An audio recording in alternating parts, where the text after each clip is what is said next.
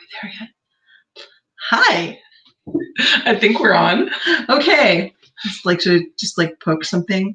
So, hi. I'm Diana Rachel, and I'm Nikki Diana. And we are the co-owners of Golden Apple Metaphysical, and this is our vidcast. It'll eventually be a podcast that'll have the word vidcast all over it, but pretty much, yeah. I like it this way for now. Yeah, but we are here for our vidcast, Left Unsupervised, which is misbehaving. Absolutely. We have alcohol. Yes. Yay. I am currently in my San Francisco home with Nikki rather than across the country. AKA Witch Central. Yes, so, my partner found a way to go on their date tonight anyway, but they came back early, much to my chagrin. We're still partially unsupervised, but yeah, I've been with kids for months, really. So having a night out, we've both been like pandemic out. So we've both been isolating. Thank you. That was the word I was looking for. We're both polyamorous, and so it's like the new polyamory is, how like everyone in your polycule or every metamor, you have like the STI checking chain, except now it's with coronavirus. Right? Like it's the same thing as, have you been exposed? Where were you exposed? So like I have one partner who I would love to see him. We were planning on seeing each other, but his partner is a nurse, and she caught it. And I guess she's recovering okay, but it's still that's good. This is the thing is, once you catch it, it's not like you're going to get over it and be on your feet in 2 or 3 days. I mean, yeah. It's pretty gnarly. It is basically the pro wrestler on steroids and cocaine of flu viruses. So I like that. If you catch it, it will fuck you up. So, please try not to catch it. I know a lot of people are like, well, I haven't seen this wrestler in cocaine. Well, you won't miss it. Thank you, lucky stars. Yeah, because once it hits you, holy mask it up, wash your hands. I mean, wash your hands became such a huge thing, but I was like, how are people not washing their hands? What's ironic to me is because everyone is actually doing this now. This is the longest I've gone that I can remember without getting sick. Fair. It also helps that I hate people, and I tend to stay 6 feet away from them. She's a biter. I am. Usually consensual. But, now I have an excuse. Occasionally bruising. One time. It lasted for 3 weeks. It was not fun. I abide by all negotiations. So if you have watched Witches Unsupervised before, that's what we should call it. Witches Unsupervised. I kind of like that, but I do like Left Unsupervised. I think Left Unsupervised probably... I think I change the name every time we do this. I'm like, let's call it this. Let's call it that. And Witches Unsupervised sounds like some rogue Wiccans that are like reading from one of their BOS things that they're not supposed to. Fair. And I mean, if there are some rogue Wiccans who want to do that, I support you. 100% if you want to do that. I am walking right past that comment, straight out the door. But if you've watched our show before, what we like to do is we sit and we pretty much bitch for like an hour or until we get tired of talking. It is usually someone is stupid on the internet. Yeah. I put today we are discussing topics from the metaphysical realm that just bug us. Yes. They make us batshit crazy. Yeah. Well, short trip for both of us, especially in the current circumstances. But yeah. Oh, God. Yeah, honestly, if I spend as much time as Facebook as most of my friends do, my liquor cabinet would be a lot more empty than it is. The whole reason I have Facebook is so people can see that don't, live in the area, my friends and family that are long distances away can kind of keep an eye on me and we can touch base. But now I have to turn it off because it's like, this is why I stopped watching the news a long time ago, was because it's depressing. And call me an ostrich, but I kind of liked my head in the sand a little bit, just a little bit. I know the major things that are going on. But Facebook is just as bad. And it's not just that there's so much negativity going on, but there's so much negativity that is not fact checked. Mm-hmm. So, well, and even when it is fact checked, we've gotten to this collective psychological state where if we don't like the facts, we double down on them. There's actually a lot of research into this behavior.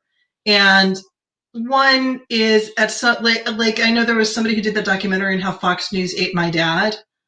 And like that I'm was like, really glad I missed that one. yeah, that wasn't nearly as fun to watch as I would have expected. But it was basically talking about somebody was a mountain. Honestly, that would have been more watchable. This was like watching. Del, we miss you. Yeah, this was basically watching a guy go from being someone who like reads things and questions things and reads things across the political gamut to literally his only source was Fox News, and basically because they like to ping on your fear sensors over and over. Mm-hmm.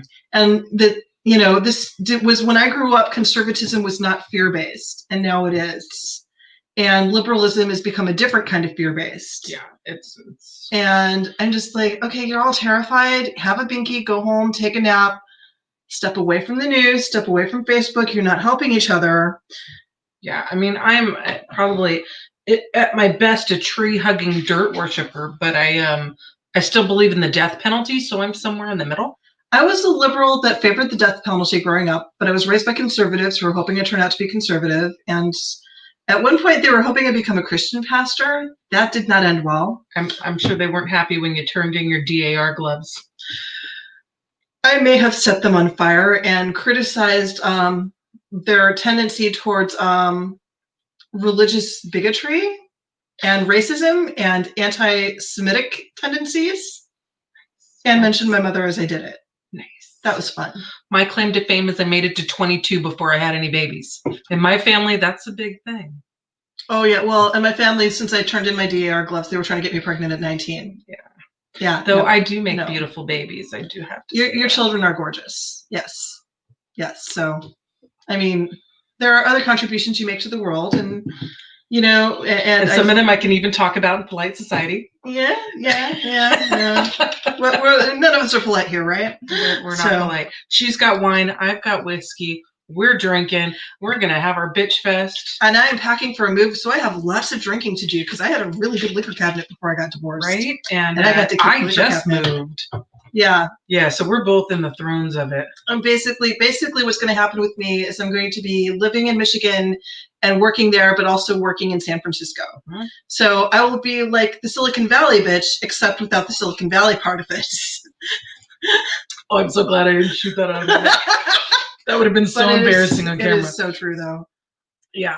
And I will still be here holding down the fort, and eventually we will have a little brick and mortar for Golden Apple Metaphysical. By the way, Golden Apple Metaphysical, we just launched our website. It has been a week and we didn't even toast to that. Congrats to us.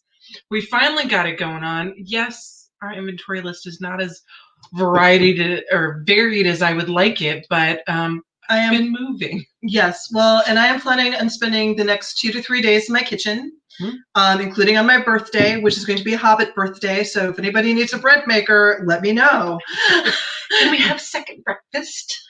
I've been having second and third breakfast because I've been anxiety eating my way through life while I've been here. I get that. I feel that. I have gone out and eaten in more San Francisco restaurants than I have in the last 5 years. Because you have to pack it in before you go back to Michigan. Yeah, well, I do miss the good sushi. Yeah. Although eel balls was an experience that I never really wanted and somehow ended up having this week. So eel balls, are they just balls made up of eel meat, or do eels have balls? I don't know this. You know this? I really should have asked first, because there was a texture thing going on that makes both entirely possible. Texture. Yeah, it was definitely textured. On the list of things I never need to do again. So many things are running through my head right now, but I'm going to be a good girl and I'm not going to say any of them. And I'm going to remind myself that at least I can get real kielbasa and good cheese curds where I'm landing for now. Fair. Because real cheese curds are a thing that you can only get in the Midwest. And I tried them when we went to Pagonicon that year. Yeah. I tried cheese curds. They were good. I don't understand the hype. I'm going to be honest, but I'm not a big cheese fan. I like cheese. Yeah, but yeah. But and Lauren, if you're watching, I'm still not going to eat that bug poop cheese that you like. I'll try it. Mimolette, I think it's called. I'll try it. She's probably going to comment on here later and be like, "You bitch, you said it wrong." I don't know. I'll try it. Well, actually, I have a partner who likes to be abused, so he'll try it. Yeah, they'll try it. She says it's very good, and it's microscopic. It's not like there's a big pile of poop in the middle of your cheese. Well, it's microscopic bug poop, but it's still bug poop. I'm still trying to figure out who decided civet coffee was a good idea, and all I can, you know what that is, right? The civet, the cat, the civet right? cat that the comes out of the cat, yeah. the poop. And like, how desperate for caffeine did you have to be to go, that's cat shit? This is why I will not be in a city that does not have some kind of coffee shop. Well, I mean, I'm amazed there hasn't been a place here that specializes in civet, like the Nestle place. It's already hoity-ass coffee, so why not just add civet and bat guano for like the Let's bread. express your glands and put it in your caffeine. That sounds beautiful. See, we have even more fun when we're together. Oh my God. All right. Back to topic. I like to bring us back every once in a while. Well, we lost some ear over that one. Oh, damn it. Come back. I swear it gets better than this. Well, maybe not. But we're showing the couple's colonics today. Yeah. Oh, God. I just had that vision in my head. Anyway, we have currently, just a little over a week ago, we launched Golden Apple Metaphysical. Please feel free to find us online. We have a variety of products, and I'm really excited to say that we just introduced a line from Christine Rossi. Yeah, my co-host on Psychic Witch Talk, for those of you that remember that from YouTube, where I was sweet lady, much better behaved.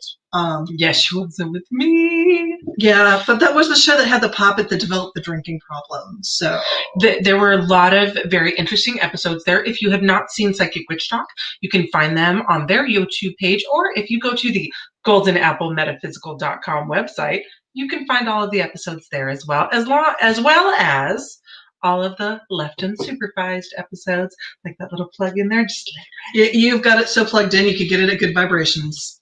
So there we go. Cheers to that. Yes. So what's today's topic? I'm just going to roll right into that. I mean, today's topic is someone has frustrated me on the internet. Or occasionally that's people every day's topic. Yeah, or people are stupid on the internet. This one is actually not a people are stupid on the internet. It is a someone is running into a recurring theme that frustrates me. Okay. Which is concern for nature to the point of limiting yourself. I do remember this conversation. Yeah, like honestly, the convolutions people make to keep themselves from working magic, it's amazing there's not more witches that practice yoga than there already is. I do not do yoga. I don't bend that way. I do, but I don't bend that much. I just like stretching naps. So, and yeah, and I found another place in Michigan that's pretty much another stretchy nap place. Okay. But one of the things was someone who was super concerned about, I think they were practicing some type of hoodoo or conjure, which conjure is kind of one of the areas of interest to me. Mm-hmm. I wouldn't quite say specialized because I get up in everything I possibly can. Mm-hmm. But it was I'm seeing these things, but you need to put these things in rivers or you need to bury them. And what about the earth?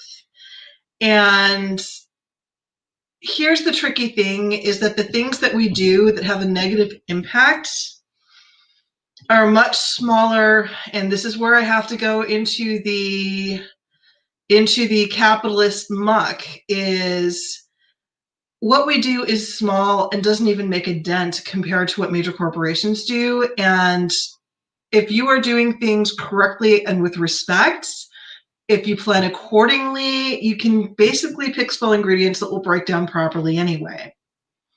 So when someone is saying bury a jar, you're burying a jar because it's going to be in your yard or in a cemetery where stuff isn't going to get dug up. And I mean, if you know what they do to dead bodies to preserve them for cemeteries anyway, ain't nothing breaking down there. Ain't nothing. If like they're remaking Death Becomes Her, and it's kind of on track. It's basically just advancing the embalming process. So, and I just have to jump in with when we bury it, don't dig it up. If you find it, put it back. Refer to our previous episode. Put that back. And don't open it up. God, whatever you do, don't open it up. Oh no, go ahead and open it up because that means that they have to hire me to get that thing back in there. Nice. I'm saying the smell. Well, there's that part too. Yeah, but the outraged entity that needed to be trapped in the first place. Yeah. I'm going to have to basically chase it like it's Wile E. Coyote and put it back in the box. Yeah, that'll be fun. And I will charge you a lot for it because that shit's risky. Well, hashtag the things we do that almost kill us. All the time. And I have kids now, so I'm being really fucking responsible. Right. Well, I paused because I thought, well, mainly me. Now it's people object more when I almost die. That doesn't seem right. That doesn't sound right. It doesn't. I'm a fucking delight, people. You are. But there's been a few times where I've come over to your house, talked to your husband and said, sorry, I almost got her killed. He's like, nah. Person doing business. He really does. He just rolls with it. Yeah. He's like, she almost died, but she didn't die. Honestly, I have a feeling that one of these days he's going to take me aside and say, I just need the DNA. We have extras in the fridge. I just need the DNA. So we can get the update. It would not surprise me. That's a little scary. It would explain a lot, though, right? It would totally explain a lot. Yeah. But he just kind of rolls through it. He's been through a war, so he just rolls through everything. Except he almost got in a fight. I'm going to totally tell this story about my husband now. Was this the Thanksgiving? No, this is not the Thanksgiving story, but I'll tell that one after because that's a good story too. He went to Home Depot. No, not Home Depot because we don't support Home Depot. Lowe's. He went to Lowe's to pick something up, and there was this guy that was going to go in that wouldn't wear a mask. Mm. And the poor older gentleman that was there trying to tell him, I'm sorry, sir, you have to put on your mask. He was giving him a hard time, calling him racial slurs and saying some very rude things. Oof. So I married Captain America, and he actually was looks like Captain America. I'm not kidding. He went up and he was like, no, just put your damn mask on. Stop giving this guy a hard time. Or get the hell out of here. And the guy, blustered up, and Brad was like, go. He did the dad thing, I guess, with him. And he was standing in between the Lowe's worker and the gentleman who was being very abusive. Mm-hmm. But he was basically scary. And he was like, basically get the fuck out of here. So yay to you. Yeah, awesome, Brad. I married you because you're pretty freaking awesome. And I don't give you enough credit. But the manager came out, the manager talked to them, and this other guy came up and, he was like, thanks so much for doing that. It's really awesome. And he's like, no problem. He asked the guy, he's like, hey, Pops, are you okay? And the guy was like, yeah, thank you.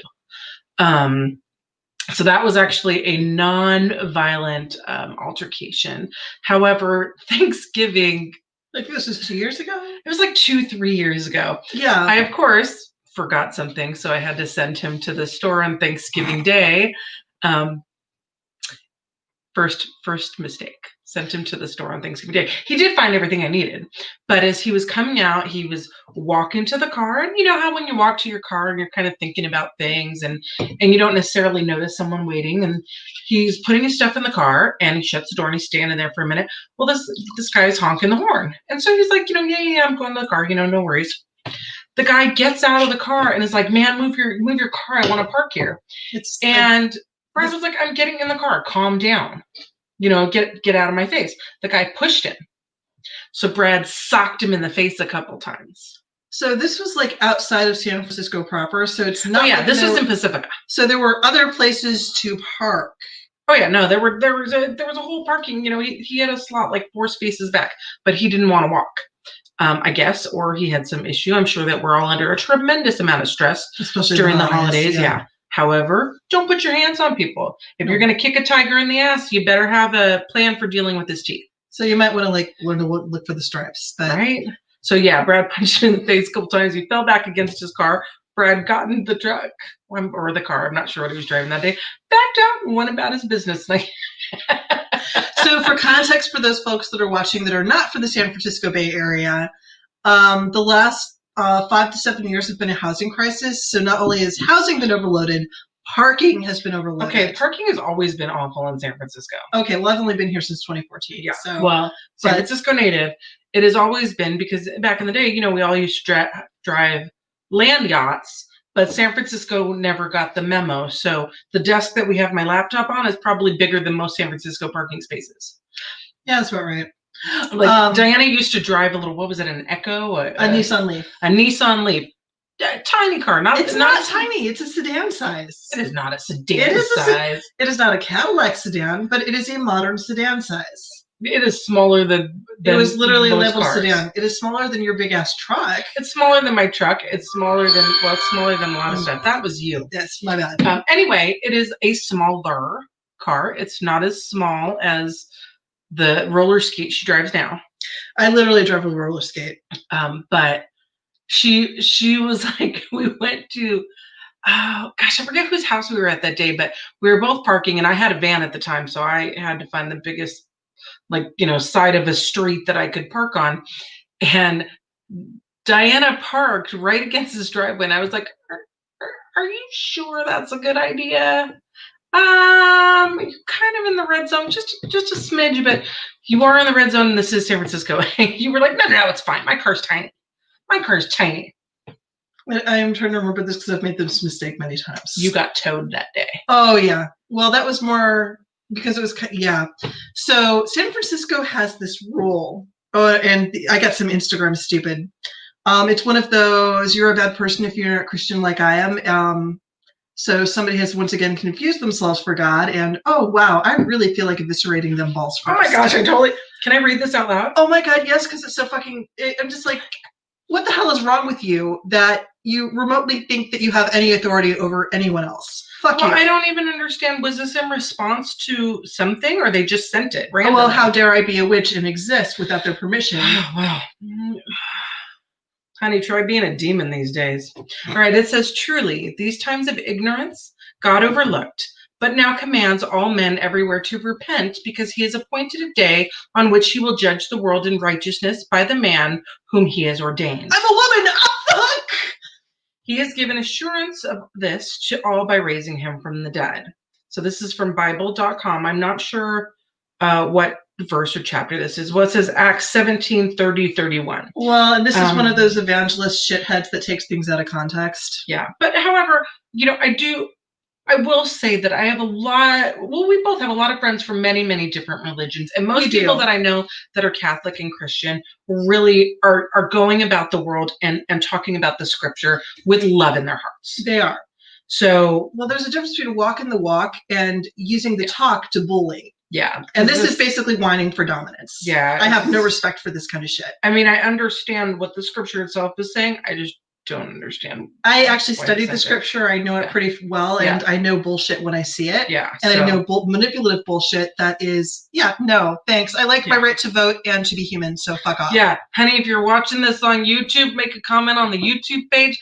Better yet, like us and subscribe, because then you're going to hear what we think about this kind of stuff every single episode. Pretty much fuck off. Fuck off, you're not God. Quit trying to take authority over me I didn't consent to. And I really get angry about this shit. And I'm a witch. And I know how to use the Bible to curse people, so cross me. All right, we're playing nice today. Do we have to? Yes, because we're jolly and there's alcohol. Okay. Anyway, so back to your topic, because I think we kind of railroaded. Excessive concern for nature. I got to remind you all, when we talk about saving the environment, and I've said this before, we're not trying to save the environment. We're trying to save our own asses. Fair enough, because nature will come back. Yeah, so for sure, I'm not encouraging you to do this, but you could poison the rivers, you're just going to poison yourself. Like the whole thing with Flint, Michigan, is that stuff's going to spread to the people that did it sooner or later. Yeah, eventually, yeah. And then they're going to have a whole other set of problems. Yeah. Unfortunately, it hits the people that are living right there first. Yeah, and, it's the poor are disposable. We can make more. Right, without the poor, you can't get anybody to work in your damn coffee shops. That was happening in San Francisco before the pandemic. Yeah, well, yeah, and we've seen now what happens when people can't get a haircut. Yeah, this. No, I mean, oh my God, flipping their shit because they can't get a haircut. Well, I saw a meme about, you're not used to society policing your body, menfolk? Right? Yes, guess what?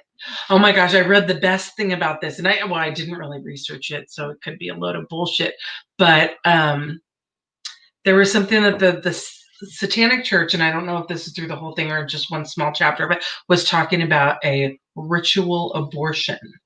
And the whole mentality behind this particular ritual is, now you can call, if you perform this rite before. If you are in a place in your life where you have to have an abortion, which is not an easy decision. I know that people want to think that it's a super easy decision. Oh God, it's not.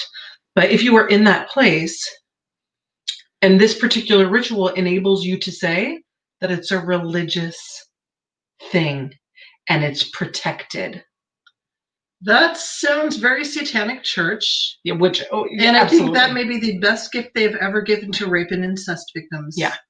Because now it's a religion and they cannot infringe on your religious rights. Yeah, which I think is actually a helpful thing, especially since I do object to people using abortion as a form of birth control. Absolutely. That is not what it is for. In this day and age. Or this baby won't turn out how I want. Yeah.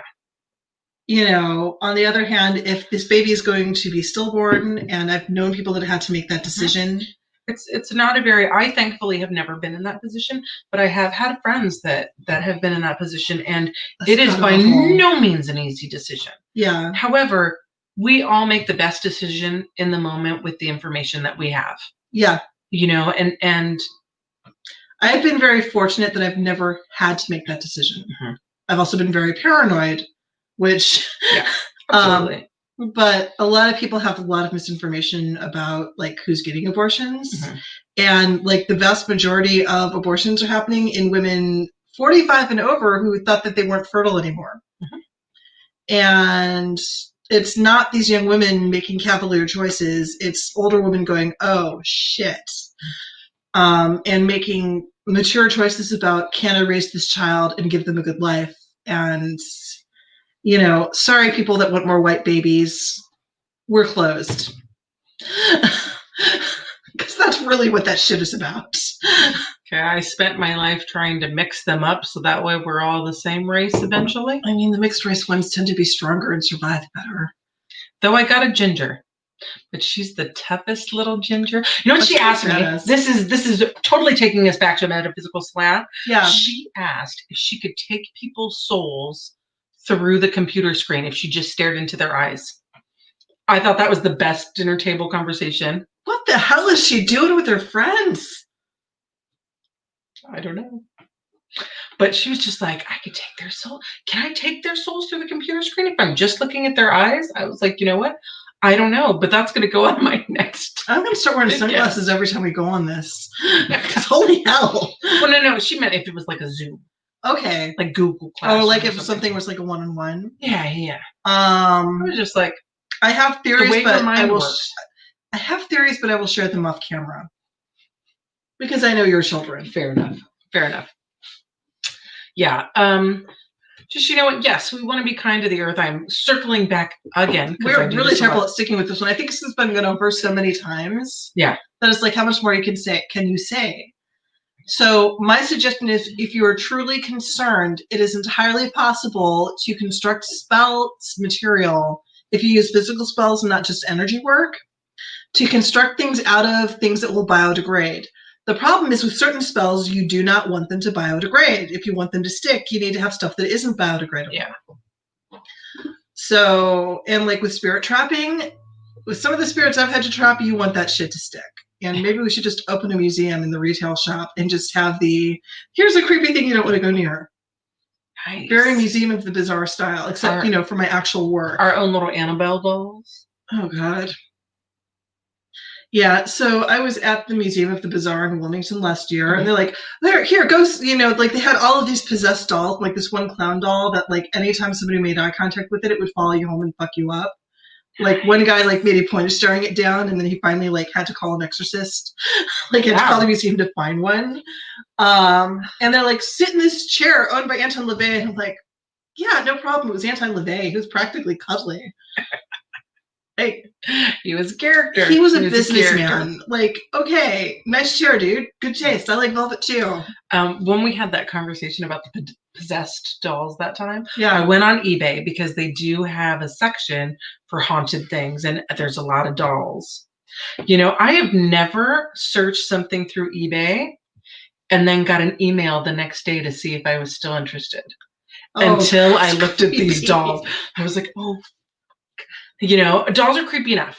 I'm not a big fan. The Barbies I'm good with, but like the baby dolls that open their eyes. And this is a house that has like Barbie heads and jars all over the place. So that's gotta been fun. Yeah. No, the Barbies are fine. It's the bigger ones, like the porcelain dolls. Oh yeah, those are creepy. Like, give me the willies. My grandma had one of those. She kept putting it in my bedroom. I think she was trying to stop me from masturbating.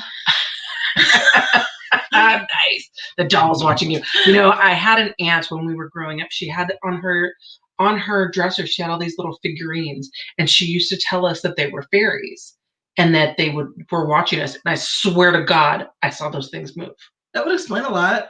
Yeah, you know, and because we always used to, because in her closet, I don't remember if there was just kind of a loft shelf in there. Yeah, but we'd go and we'd hang out up there, and but I remember it used to creep me out because when we'd spend the night, a lot of times she'd have the kids just sleep in her bed and she'd go sleep on the couch or something. Swear to God, they would move. Well, you know, if you say they're haunted by fairies will go, oh, thank you. Yeah, that sounds like a good idea. Oh, and hey, we get to terrorize people. This will be fun. Yeah. I swear fairies are worse than demons. I have mixed feelings about that. So do members of my household. Yeah. Yeah. We just get on the craziest tangents. I love it. What was my topic? Oh. What was it? It was that crazy lady. Trump's COVID doctor. The demon Reverend, no, Dr. Stella Emanuel. Who's concerned about demon sperm? How did she get demon sperm? Well, okay, so she is Fire Ministries, Fire Prayer Ministries. I know she's on. I mean, if you've looked at the like, I don't even like talking about the Cheeto. Like, it's just this. I try not to touch it. Well, I just saw this thing and I was like, what is this woman? Like, who is this? Who is this woman? You know? So my understanding is because she likes, like, what's that drug? Hydrochloroquine or something, which is used to treat malaria. And here's the thing: is somebody somewhere is making a bunch of money off of that. Yeah. Which is why the administration's pushing it, because, you know, business, government, they're just completely fudged at this point. But it's also, she's a big advocate of that. And here's the tricky thing is that for some coronavirus victims, it helps, but not for everyone, because they're finding that treatment depends on your blood type. Well, so when I first was hearing about this, they were like, she's talking about, like, you know, demons getting you pregnant, or like, you know, and spirit husbands, spirit wives, and I mean, this is like half the party in Congress is aliens. There was all this weird shit going on. So I was like, well, I'm gonna look and I'm gonna see. And I went on YouTube, and she is maybe lizard people, aliens, whatever. Fire Power Ministries is this woman's platform. So she's a spirit worker like I am. She's just way more nuts. She's very religious, and I guess I'm not sure if she's an actual medical doctor. She may well be. I don't have the knowledge of that. However, I was listening to this, and so the one I was watching was Deliverance from Spirit Husbands and Spirit Wives. So she denounces witchcraft. She does not. Okay, we are not medically approved, which honestly, I agree with that. Like, you should not come to us before you go to a doctor. I agree with that. Very true. Yeah. Always check with the medical doctor first. In fact, that's the first question that we ask clients. Yeah. You know, have you seen a physician? If it's, you know, have you seen a mental health care professional? Because, well, in my case, are you seeing a therapist? Because once you're done with me, you're probably going to need one. Yeah. Well, it's due diligence. It is. Yeah. But I mean, she's just going nuts. Apparently, you have spirit wives and spirit. It's not your real wife or husband, but their spirit, and the spirit is a demon, and they can impregnate you. And in the second half of this, like, it was a two-parter. Wouldn't that be really useful for people going through IVF? Because IVF sucks and demon sex doesn't. Well, I don't think it's a real. So have you ever heard of that thing of phantom pregnancy, where women they gain weight, they get the belly, the hysterical pregnancy? Yeah, I've heard of that. And there's no actual baby. Well, her theory is that this is from the demons. How common is that, though?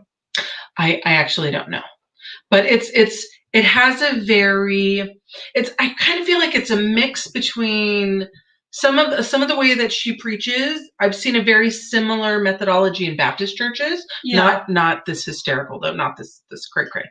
Well, there's a lot of people that practice Hoodoo and Conjure that are Baptist. That's part of the culture. And like a lot of things she's saying kind of fit into the conjure world. Well, the other thing that it kind of reminds me of is like a tent revival. Yeah. Well, you know, you come up and you testify. Family. Yeah. But she's just like, I mean, basically she is, I mean, screaming, just like, you know, get out, you know, in the name of Jesus Christ, you know, like screaming, going like totally ape shit on here. Like I had to take out my earphones because no matter how low I turned the volume, the pitch was just right in my ear. That does sound like a Baptist revival I was at once. But she's basically telling you to metaphysically give birth and push it out. I really hope you bring the panty liners if you're going to do that. I don't know, but it was just, I was like kind of watching this. Like, what are you going to do with it once it's out of you? I have questions. I don't know. Her whole point is just about getting it out of you and repent and come to Jesus somewhere. And you'll be saved. Does Jesus run an adoption agency? Because I have so many questions about the logistics of this. Dumbass. But so this woman, like, I don't know how, like I said, I don't know if she's a medical doctor. I don't know about any of that, but I just, you know, I had to just investigate what this was. And she definitely hates witches. She says witches are everywhere. You don't know. They're trying to get you, but they're really in your workplace, but they want the people above you. They want to go to all the higher levels, because why would we get somebody in the office in the steno pool when we can have the COO? Most witches I know are very blue collar. Like, I'm the only snotty one that I know. Yeah. Which is she's just, I mean, she's a pretty... She's not wrong. We are everywhere. Yeah. She's not wrong. What else does she have here? She had one that was... But, like, I don't really give a shit about you. I just... Yeah. Oh, yeah. Stella Emanuel and Demon Sperm. That's fantastic. Early morning bloating. Oh, that was the other thing. Did she collect the sperm? Because I could use that for so many spells. Well, no, what she was saying was that, like, if you have ovarian cysts, or if you have ectopic pregnancy. An ectopic pregnancy? Yes. It comes through the fallopian tube? Yes, where it gets stuck in there. She says that those are done by demons. So these. Oh, that is some victim blaming shit. So apparently you're not. It's my fault that my body went, woo. Well, no, you're getting tricked into it. So it's the demon's fault. It's not your fault. It's our fault. But.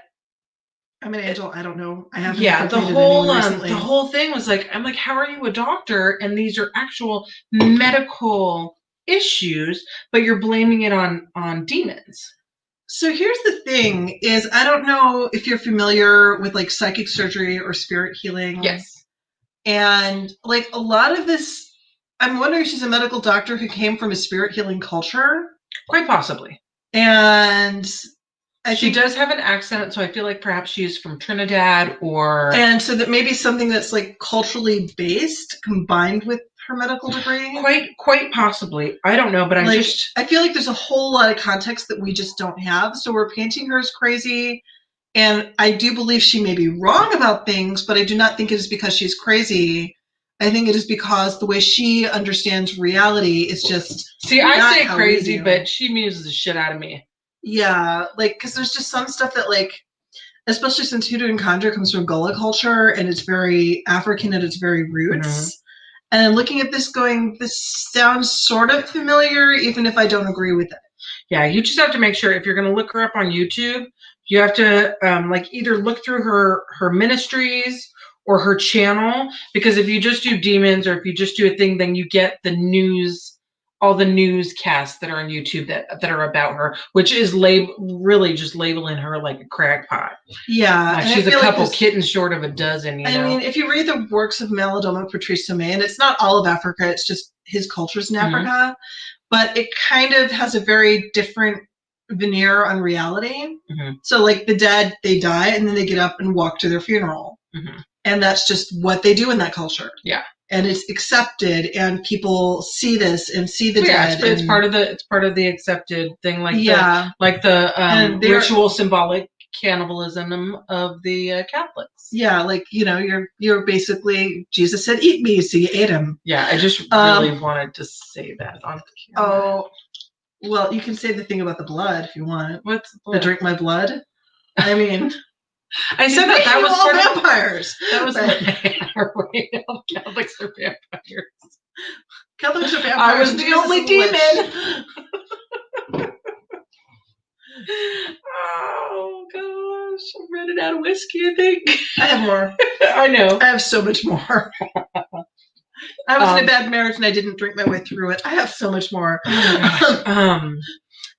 Yeah, so I just found her very, very interesting. And I was just like her talking about witchcraft and I mean, she makes it seem like we're way more of a conspiracy than we really are. I think the other thing is because she is from Trinidad or something. Well, I don't know. She does have an accent. It's very I was watching it's very Caribbean sounding. Yeah. So I could be totally off the mark, though. I am not an expert on accents. So I was watching documentaries in witchcraft in Africa, and depending on the specific culture, there are like people do practice witchcraft there. And like there is the thing about witch villages, which is basically like people that get kicked out for practicing witchcraft, and there's like a whole abuse thing going on that's terrible. But there's also someone has been practicing witchcraft in this village, and like, yes, I was doing this to force someone to have sex with me, and they will be called out, and they will be either punished or purified by a shaman or a judge. And there's like this whole cultural language that is not witchcraft as we know it, but it is most definitely witchcraft. Okay. And it is also the things that you do in your dreaming space or things that you do in spirit count just as much as things you do in the physical world. It is not a materialist reality like we know it. Yeah, I'm trying to think of some of the other stuff she said. She was saying, like, let's say that you have a dream with Tom Hiddleston in it. And in your dream, you're with Tom Hiddleston, and it's very not PG rated. I am so boring. I just have tea with him and ask him about his dance moves. Tom Hiddleston is hot. He reminds me of my third husband. I've only had two, but anyway, so let's say that I'm having this dream about Tom Hiddleston, and we're, in what is it? In flagrante delicto. Yeah, that's the phrase. And it's very intense and it seems really real. Well, that's not me with Tom Hiddleston in my dreams. I don't have sex dreams. That's dreams. me having astral sex with a demon. See, I don't even get those. I just don't get sex dreams. I'm mad about this. Well, she's legitimately talking about like in the astral plane. Like if you're having a fun dream. Yeah, that you're in the astral plane, but it's a demon. It's not really the person you're fantasizing about. What if the person you're fantasizing about is a demon? Or like Benedict Cumberbatch, I'm convinced he's an elf because I cannot look at him directly. It's a thing. You know, the only movie I think he's good looking in is Doctor Strange. Well, yeah, but mostly I'm just totally behind Doctor Strange because I would so fucking break into a library. Right? Like I totally would do that. I want to learn the hand things. There is actually like the mudras. The whole choreography of that I find incredibly fascinating. So I looked at the cast of magicians. So complete aside, because we're just terrible tonight. Because it's been a long fucking month. I gotta tell you. Yeah. It's not even the second week of August, but it's been a long, like literally on the 30th, I got my new apartment. Like I signed a lease. The 31st I packed. The 30th, the late 29th, early 30th, I signed a lease. I started packing that same day. And then I moved on the 31st and I've been moving ever since. And today, finally, there's nothing left at my old apartment. I'm supposed to be moving. Notice that there are no boxes in sight. I have I'm giving my boxes between you and my oldest daughter because she is also moving to her first apartment on her own. Kudos to you. Yes. Congratulations, Noelle. Yep. So what I was going to say is the cast of the magicians learned this dance move called hand tutting. And I was watching because it's basically doing like, things like... it's the same thing that they do in Doctor Strange. Absolutely. And I'm like, I want to learn that. Yeah. I think it's an incredibly fascinating... It comes from hip-hop. Yeah. Hand tutting comes from hip-hop, which was based on images from Egyptian hieroglyphics. I actually think that a friend of mine knows people that either know the people that did it or they are the people that did it. I always get that. I want to learn it because I've been super fascinated by mudras, but I can never. There's like a couple books, but they're super expensive, or it's like this one from the One Spirit Book Club from forever ago. Yeah, there's a couple. I know that there are some YouTube videos on it. It's just an incredibly if you can incorporate that into your practice. See, and I'm trying to move to a more energy work-based practice from the more tools-based, just because I'm going to be living in I'm going from this gigantic house to living in a trailer, and I need to simplify. Yeah, absolutely. So what I like is the idea of, if this could put you in that mind space to move from this plane to a different plane in your energy work, like that could be a really effective tool. It could be. And I mean, especially for me, because I'm a body and dance person, I'm very kinesthetic. And this kind of stuff, you know, this is kinesthetic. This works. And I talk with my hands, so yeah, I'm basically on the spectrum side of the head more. So that was a friend's gesture. If nobody got that one, yeah, I know Noelle and Bailey did. I got that one. Yeah, the Ross and Monica. Yeah, it's on. Yeah.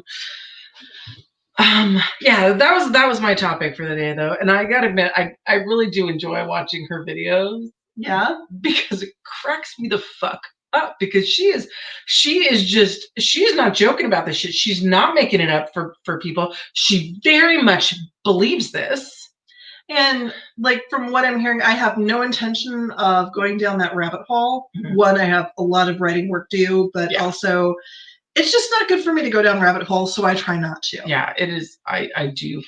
But I have a very strange sense of humor. What very little I know of African culture, it may actually be coming from somewhere legit. Well, see, you're the first person I've actually heard with that book, because I've looked at thousands of viewpoints on this. My head is tired from all of them, and you're actually the first one that I found from someone that has a an actual reality-based viewpoint on this. Yeah.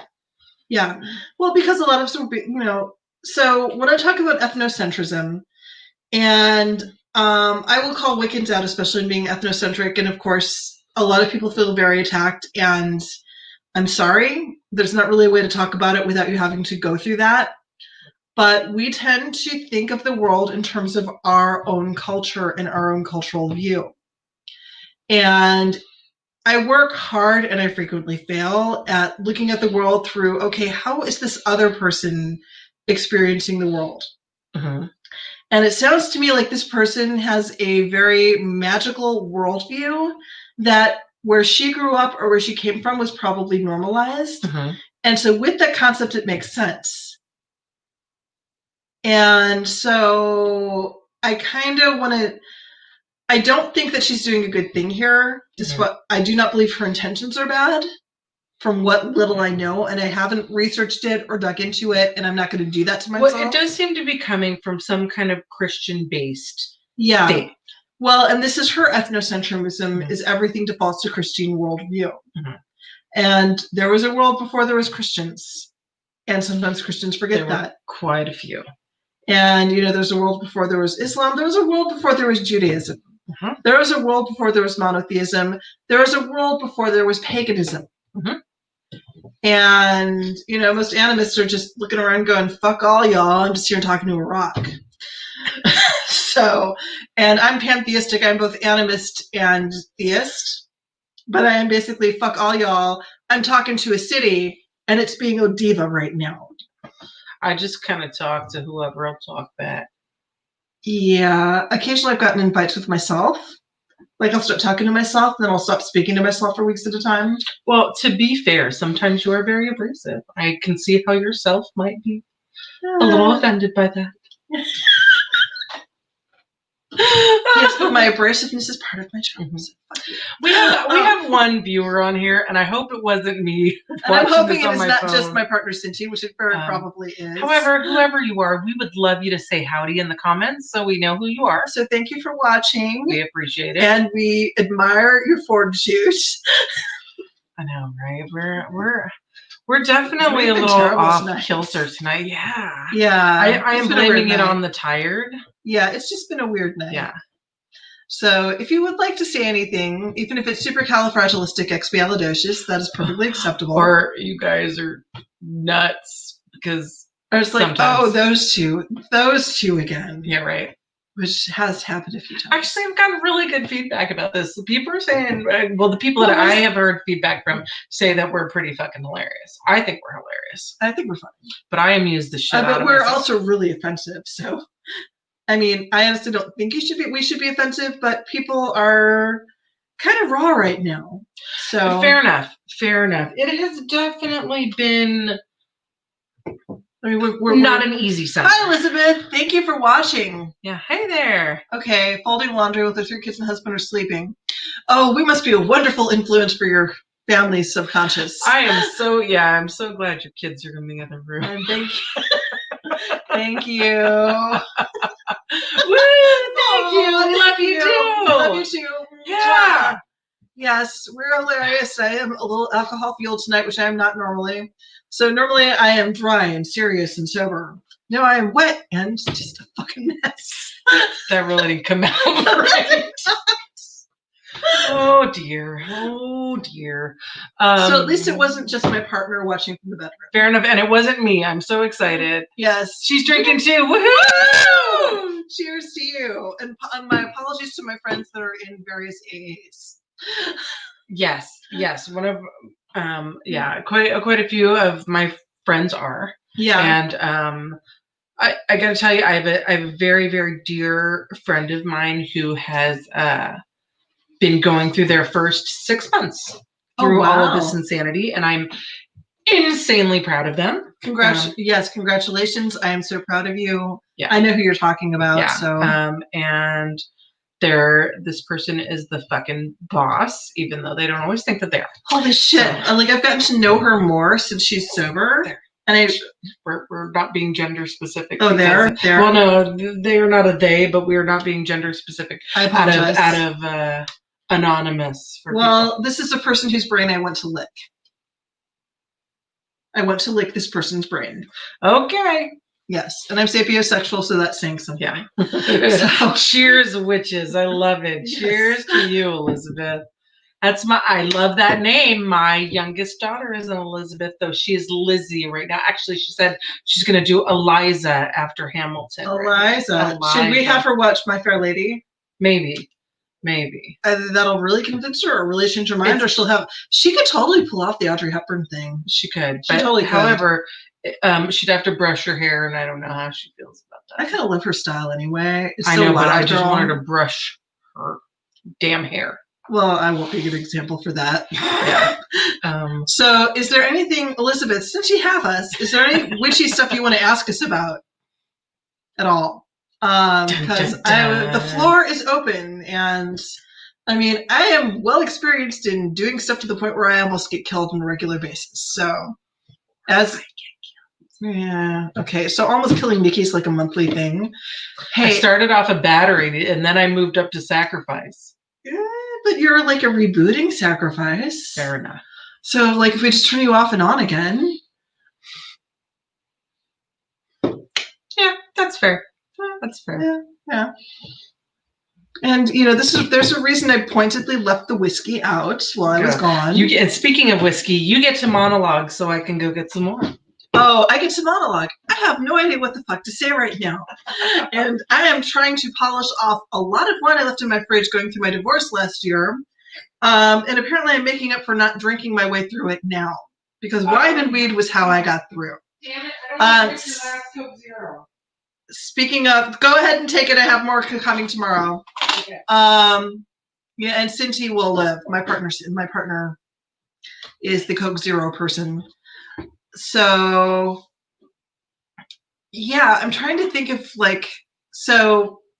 if you're not familiar with me, one of the first books I wrote was a book titled Divorcing a Real Witch, which almost got a prize for having a really weird name. And I cannot remember the name of the people that did the prize. But I got out-campaigned by somebody self-published on that for having the really weird name. But Divorcing a Real Witch was my first book. I have Urban Magic out most recently. Please buy it. You can find all of Diana's books on the Golden Apple website. Yes, you can find my Urban Magic, Divorcing a Real Witch, and the Mabon and Llewellyn installments. And hey, we have a second viewer, so hi. Hi, second viewer. Cheers to you. We are encouraging people to comment or ask questions, and I will try to answer you as seriously as I can. The good news is every now and then. I am in my library right now, so if I don't know the answer, I can look it up, but it may take me entirely too long to find the right damn book. So, what I was saying about the nature stuff is it has turned into so going way back to the beginning, it has turned into kind of a form of excessive virtue signaling. It's a way of showing virtue that you don't really need to. Because here's the thing, nature doesn't freaking care. It's more about what we do to each other with it. It's about when you're dead, I'll still be here. Pretty much. Like I've heard, like there's one woman I know who's like, I got this tattoo and I felt the earth screaming, and I'm just like, bitch, that was just the needle. And you're very low pain tolerance, especially because you're getting like needles in the lower back. That's gonna hurt. Yep. Hi, Joy. Hi, Joy. Joy and I went to high school together. Well, hi. Cheers. I mean, if I got anyone I went to high school with, I would probably run screaming into the night, but my high school was terrible. I went to high school with very nice people. Good. One of us is fortunate. And then I see that Elizabeth also said she found us by listening to a podcast recently about urban magic. Was it which podcast was it? Because I've only done a few so far, actually. But didn't you do Wild Womb? I did not. I did the Wild Womb Facebook Live with Amanda Hillsdale, who is wonderful. Yeah. And I highly recommend. I think she's doing the Sexual Empowerment Witch now. So hi, Joy. I did one with the New World Witchcraft, I think it's called. Oh, I think I missed that one.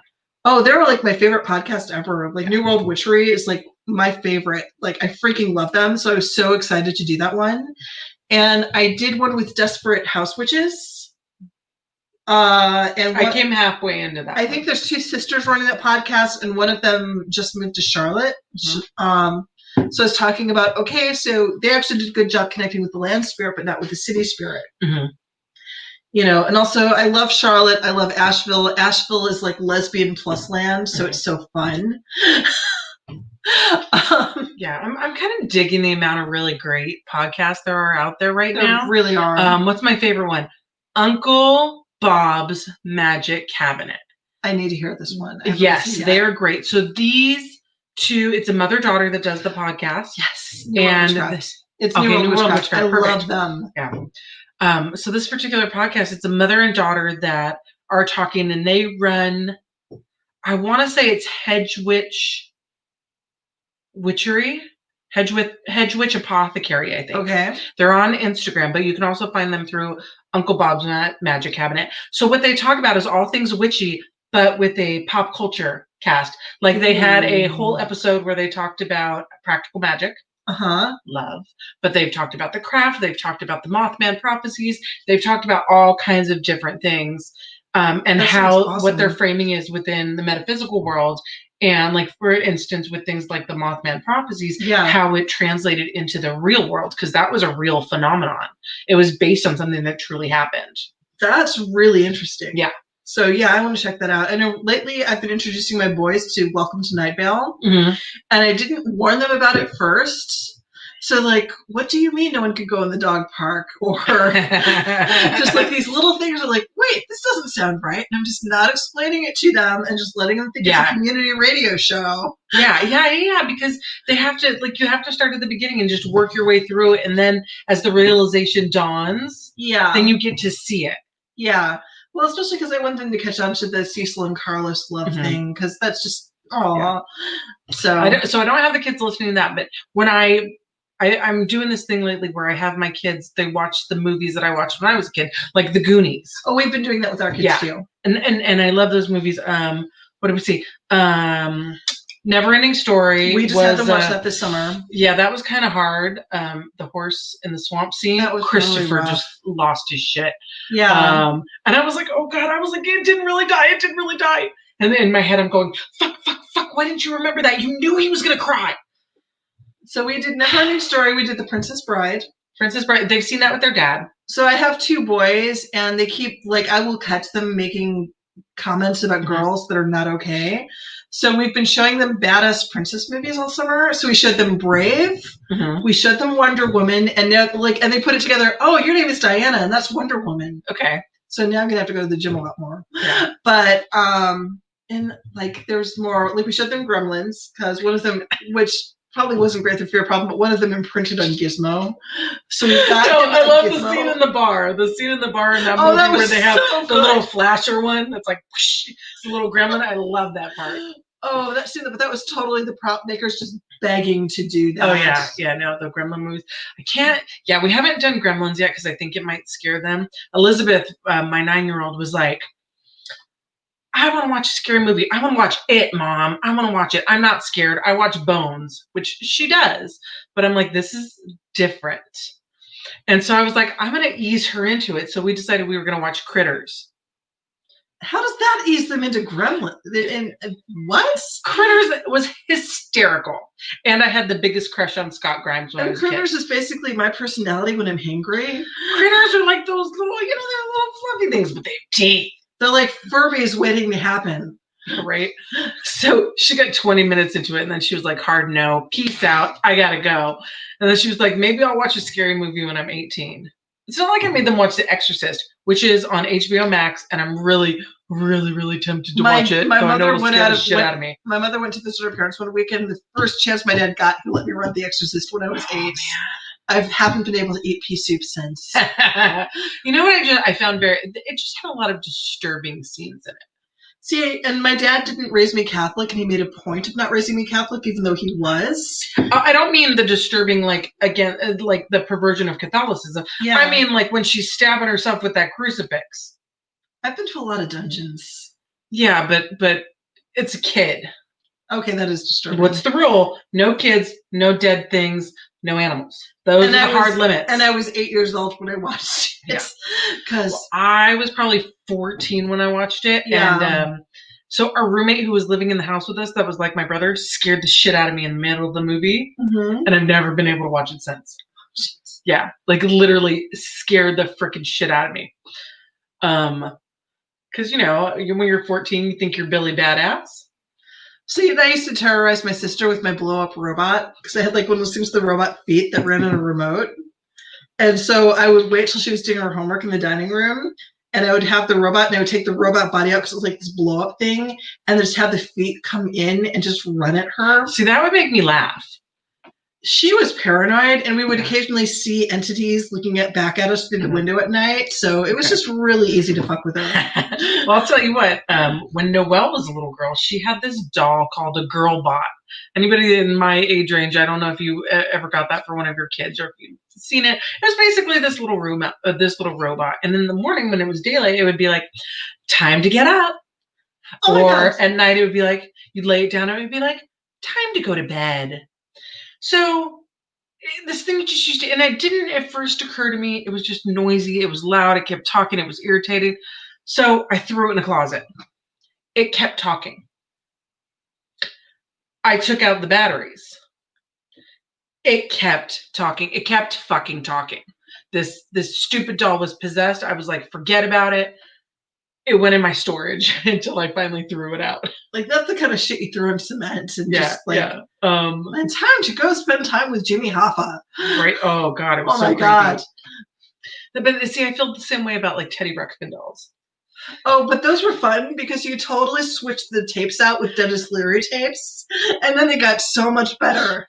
Teddy Ruxpin says you must kill mommy and daddy. See, now I want to get one and make the tapes, but we don't have the means to record them anymore. Right. Because I would say the most random shit. Didn't Furbies have an issue? Where they were saying weird ass shit? Oh, well, because Furbies were designed they were one of the first AI experiments. So they supposedly learned language. Did I tell you about my Furby incident? No. Okay, so this was during my first marriage, and my family kind of just ignored me graduating from college. So as a graduation present to myself, I got a Furby because they were new. And those little fuckers do not go to sleep. Okay. Let me finish telling the story, and then we will definitely talk about that, Elizabeth. The stair crawl is pretty gnarly, yeah. Yeah, holy crap. So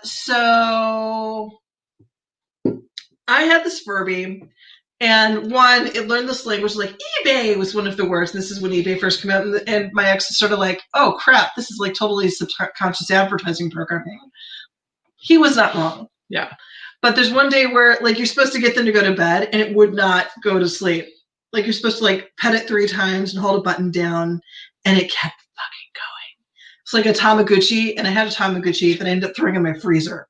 No, all had that. I took care of it. Oh, those were just full on evil.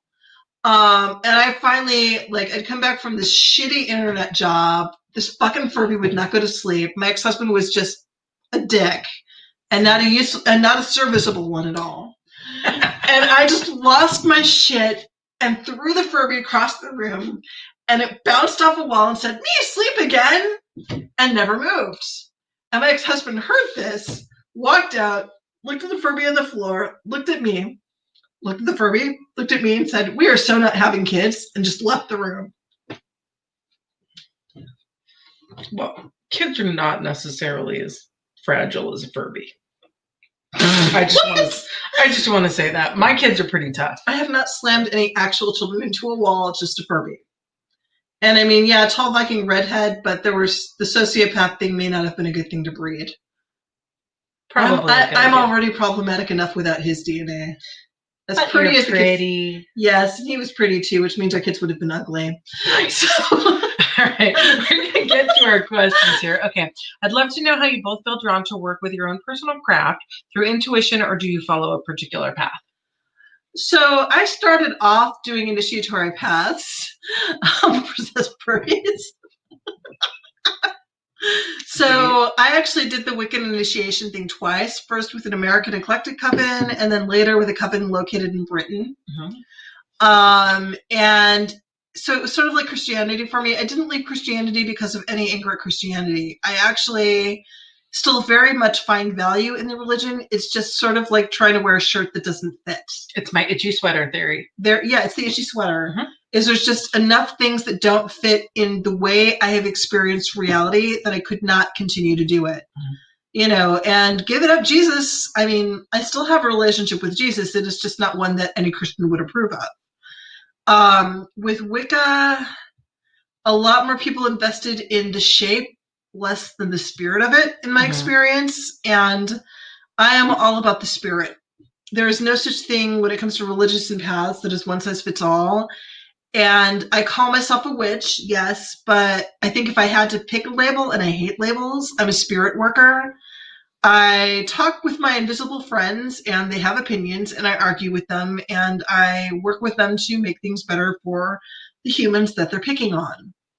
That's kind of what I do now. So as a practice, I've been really drawn to conjure. I've been really drawn to traditional witchcraft, but not traditional witchcraft as an initiatory lines, as in, this is how the folk people used to do it. This is the stuff that is coded into fairy tales. Mm-hmm. This is stuff where I will read fairy tales to hack for spells. It's not really an identifiable or named path. It is just what I do because I'm more concerned about what works and meeting people where they are at, because I am a tarot reader and a psychic life coach. And I'm more concerned about meeting people where they're at than I am about trying to get them to fit some form. Yeah, I started a little differently. I was raised Catholic, and that wasn't a good fit. And when I was 13, well, I think that when I was 7, my feet went on that path. I'd had an interesting incident with the Catholic Church that really, I think, kind of cemented my departure from there, though it wasn't really, we weren't really raised with it. My grandmother went to church and was very devout, but my mom really was not that serious about it. But then we moved to Pacifica when I was a little girl, and I met some older people that lived there that they didn't foster me, but they kind of were mentors for me, and they were very earth-based in their lifestyle. So they had some livestock, just like chickens, a couple goats, but they drank the goat's milk, and they were just very, very reverent about the balance between nature and people. So I think a lot of my foundation comes from there. And then when I was 13, I just started picking up books and reading. No particular path, though I did at one point dedicate myself as a solitary to the goddess. It wasn't a specific goddess. Aphrodite was my patron for a long time, but I've kind of moved from that. I do a lot of spirit working, and the magic that I work with now is mostly fae, fairy, or demon and shadow work. And when I talk about shadow work, it's not necessarily quote unquote evil, though. I'm not above hexing a bitch if they need it, because do no harm but take no shit is my philosophy. And I will say that shadow work is a really broad category. That is, a lot of people shy away from it because it's, and my partner Cinti is also a shadow worker in a different way. In a very different way. Yeah. They have the balance between what's going on in your brain, and with your spiritual body so much more specifically than I do. Yeah, and both like have their place. We're still trying to figure out where that all goes. And I know they have some things to say about how people will. So people talk a lot about doing your shadow work, but there is a certain kind of sanctimonious approach to it that's starting to surface, where it's almost like well, I understand my shadows and I've shut them down and I don't do that anymore. Well, that's not how shadows work. Yeah, you need to be balanced. Yeah, I don't consider myself like black or white or even gray. I just consider myself balanced because I'm in touch with both sides of my power. Yeah, and it is a crass way to put it, but it's the best way to put it. Is your shit is still going to stink. You need to know where you need to know where you're pooping.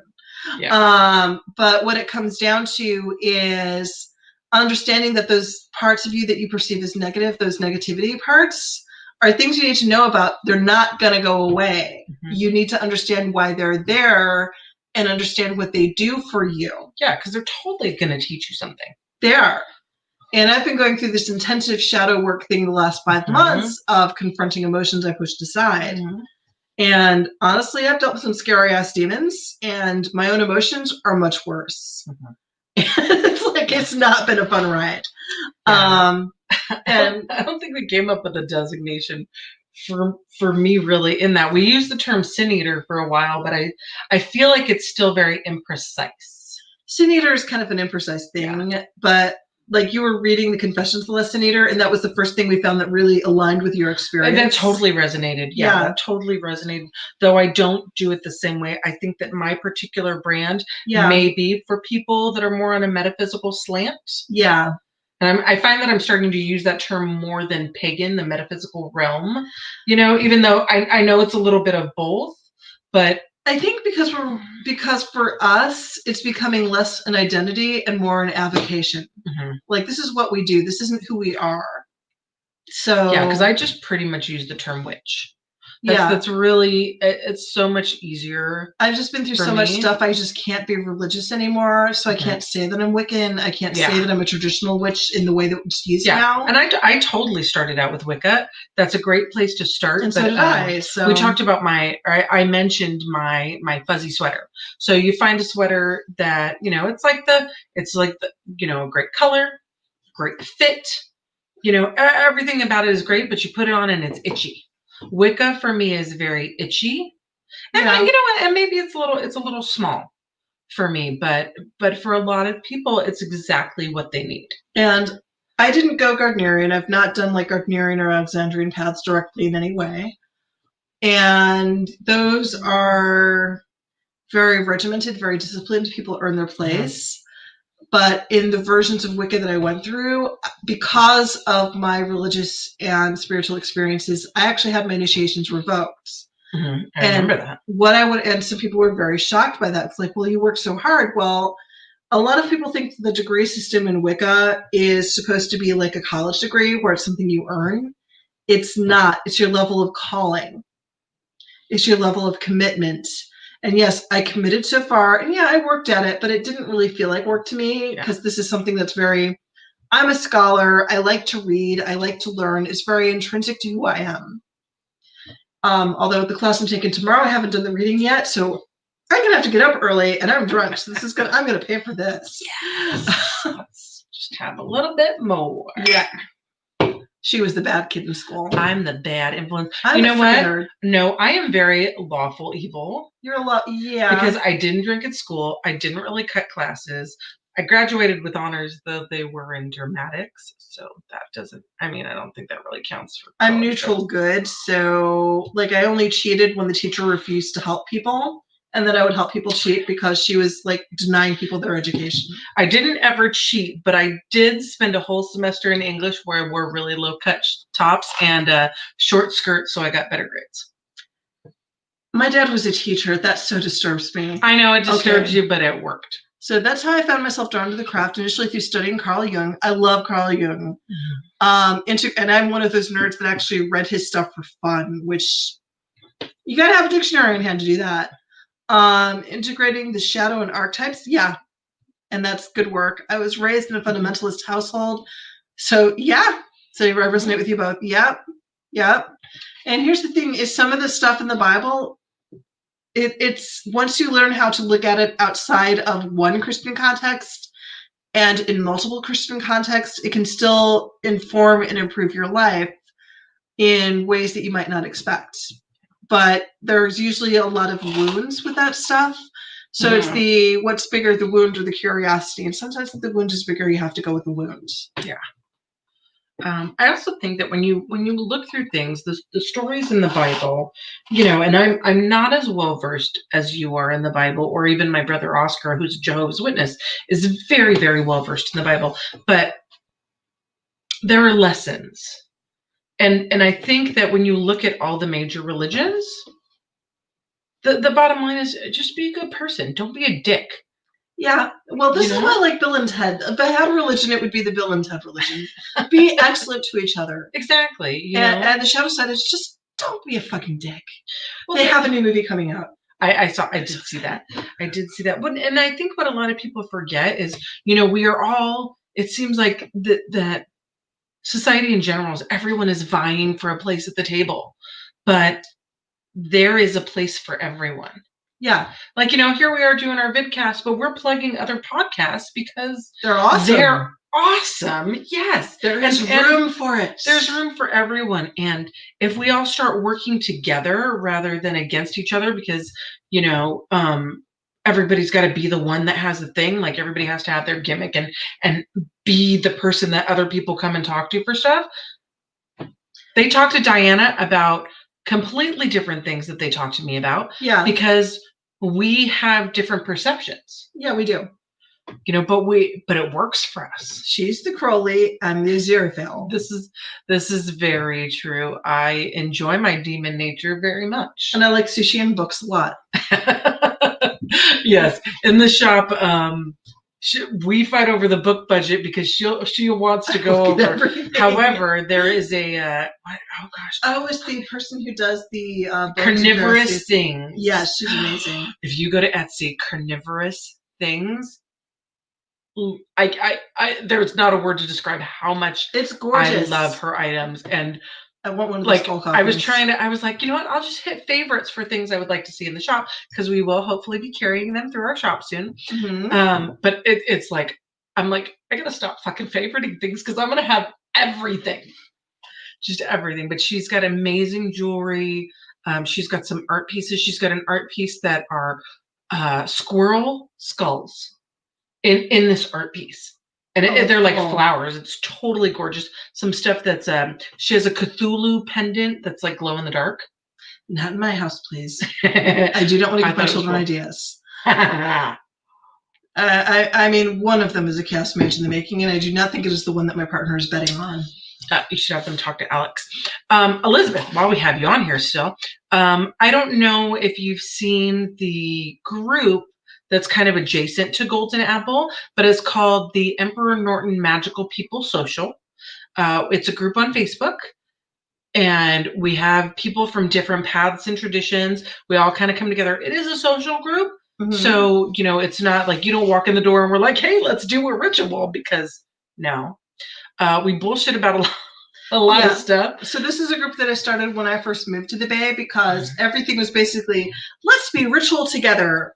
And that's okay, except I don't even do one night stands with people, which has become a problem dating in the Bay. Because holy, the sexual culture here, what the hell is wrong with you people? We like sex. That's what's wrong with us. A lot of you died of AIDS because you like sex. Slow Okay, your that roll. was not just San Francisco. It was not. Squirrels! Squirrels! I love it. Yes, it was not, but there's still a lot of trauma left over from that, which is why I'm like, okay, guys, slow your roll. Like, let's get to middle names first. Come on. If I'm going to steal your wallet and your ID, I need your middle name. I actually don't know the middle names of the majority of my partners. You might want to work on that. Why? I don't call them by their middle names. Intimacy? I don't know. ID theft? I don't know. Yes. Emperor Norton, is it? Yes, it is. Yes, it is. Is it? Well, anything ending for Emperor Norton, really. And he did like to drink. He did. So, but we're not officially associated with Emperor Norton's Booze Land. But I am gonna, I'm gonna see if I can copy the URL and then I'll pop it in. But I think they're on. Yeah, I think that Emperor Norton's Booze Land is on Van Ness. Mm-hmm. But if you go to the Golden Apple page, you might be able to see it. Yeah. So, or you look at meetup.com for the Emperor Norton Magical People Social. Mm-hmm. So, and I think it's worked out great because we've attracted a good group because we've had like Druids and Wiccans and Chaos Magicians and Satanists and people I knew from the kink community, and it was actually really cool. Yeah, I'm trying. So I do not know what's going to happen with me moving to Michigan for like living. We can keep, even if we meet in person, I think we can still have something set up with Zoom. Yeah. Let's see. Yeah, we would love to have you. It's a really fun group, and the entire point is to have people come to the table together and just learn different perspectives while losing their superstitions about each other. Like, there's so many people that are like, oh, hoodoo or demonology is bad, mm-hmm. or angels are the only way to go, or angels are all safe, and I work with angels. Angels are not a safe bet. Angels are dicks. We are, and sometimes you have to be very careful how you phrase things, because when we decide to be dicks, holy shit, we can put demons to shame. Right. So, oh my God. All right, I'm gonna just put the name of the page, and you know what? I was struggling too until I found the Emperor Norton group. And it's really hard because I spent most of my time as a solitary, and until I met Diana, I never really worked with any other witches. So it's a great group. We do Zoom meetings right now. We're actually doing Tarot Thursday this week. I think, is Jennifer still running it? Because I know that she was traveling. Jennifer's running it. I'll have to look on the date, but I'm gonna put the name of the page in the comments so that you can find it. Now I gotta find the freaking. But it's a great group of people. Scrolling through trying to find the ha. Here we go. All right. So I'm gonna put that in the comments for you. Norton. Norton.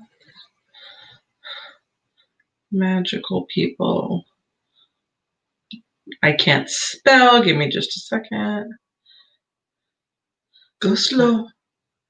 I mean, my teeth are sounded numb. Out. Yeah, my teeth are numb, so I'm going to be even worse than you. But all right, that should be the group name on there. Yeah, no, we would love to have you in the group. We're always looking for new members, and we love that anyone from the Bay we absolutely love. Yeah. So wonderful. Yeah, and when this whole COVID thing is over, we will we meet at the Promenade Cafe on Balboa usually. Yeah, I'm trying to figure out what their hours are because I drove by there a couple times, but like they might just be doing takeout right now. Yeah. I think they're open for short periods, but no one's allowed to do indoor dining again. Mm-hmm. So, like, I even had to go to a bar in Taraval where I guess you have to have food with dining. So. Correct. The current ordinances in San Francisco is outdoor dining. For bars to be able to serve liquor, they have to be working either with their own kitchen or they have to be in conjunction with a restaurant, which is why the amazing bar that I work for has been closed, but we will reopen. Martini's Piano Bar, I'm going to give you a big plug, a big shout out because I love you. I'm kind of wondering if they could do something in context with either the pizza place or that chicken place across the street. We definitely talked about that. It's just at the time we didn't know how long it was going to go on, and then trying to figure it out, and it just being cost effective for us between the payroll cut and everything else. I don't think that it would have been necessarily great. It's still something that we can kind of touch base on. However, I do believe that Labor Day weekend we will be opening up the bar as a store because we have bar branded merchandise that we're thinking about selling. Oh, I'm gonna miss that. I would love to get a Martini's t-shirt. Well, we'll have to ship it. I will have to cut it so it has cold shoulder or off the shoulder because knowing me. But yeah, the magics have been, I will definitely say that since I met you in the group, magic has definitely taken on, and witchcraft has taken on a whole new meaning. I am a dangerous influence that way, yes. Oh, wait. Oh, our shop is not on Balboa. We don't have a physical shop yet. Yeah, we're online only right now. And we just launched that. So you can find some cool little things on there. We have some elderberry syrups, a couple teas. I'm working on some bath salts right now. I'm about to take 2 days and to make a whole bunch of stuff just so I don't have to move with it. Yeah, so, we have a lot of products that we have in the works right now that we're slowly getting online. And again, I am also a reader and a consultant. So for people that want to book readings, I'm one of the people through Golden Apple. Yeah, you can book through the shop, or I believe that I have your personal website also listed on there. Yeah, which needs an overhaul. Yeah, I have this list of things that are just behind.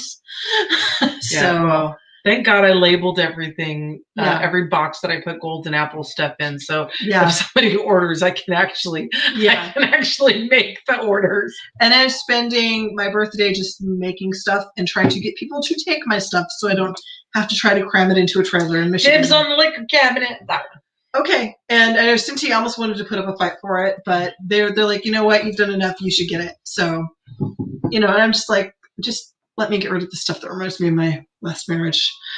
Just because she's lived so much. Fair enough. Nothing reminds me of your last marriage, so we're good. That works great. Oh, also, I borrowed these the last time I saw you. I know. I did remember that, and I'd seen them before, but I was like, you know what? If you need gloves while you're here. I found my other gloves, but thank you. So, let's see, what other kind of witchy stuff do we have? Trying to think, and I've had a little too much wine to think clearly at this point. My teeth actually are numb, but I'm a lightweight, notoriously so.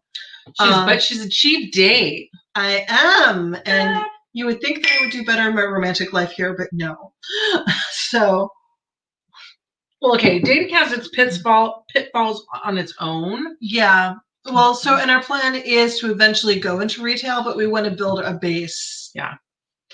We're still kind of working on our brick and mortar aesthetic. Yeah. Especially since I'm an experimenter, which can succeed or fail depending on the experiments. And sometimes I'm less worried about the aesthetic than I am how it works. So that's why you have me. Yes. You like to make things pretty.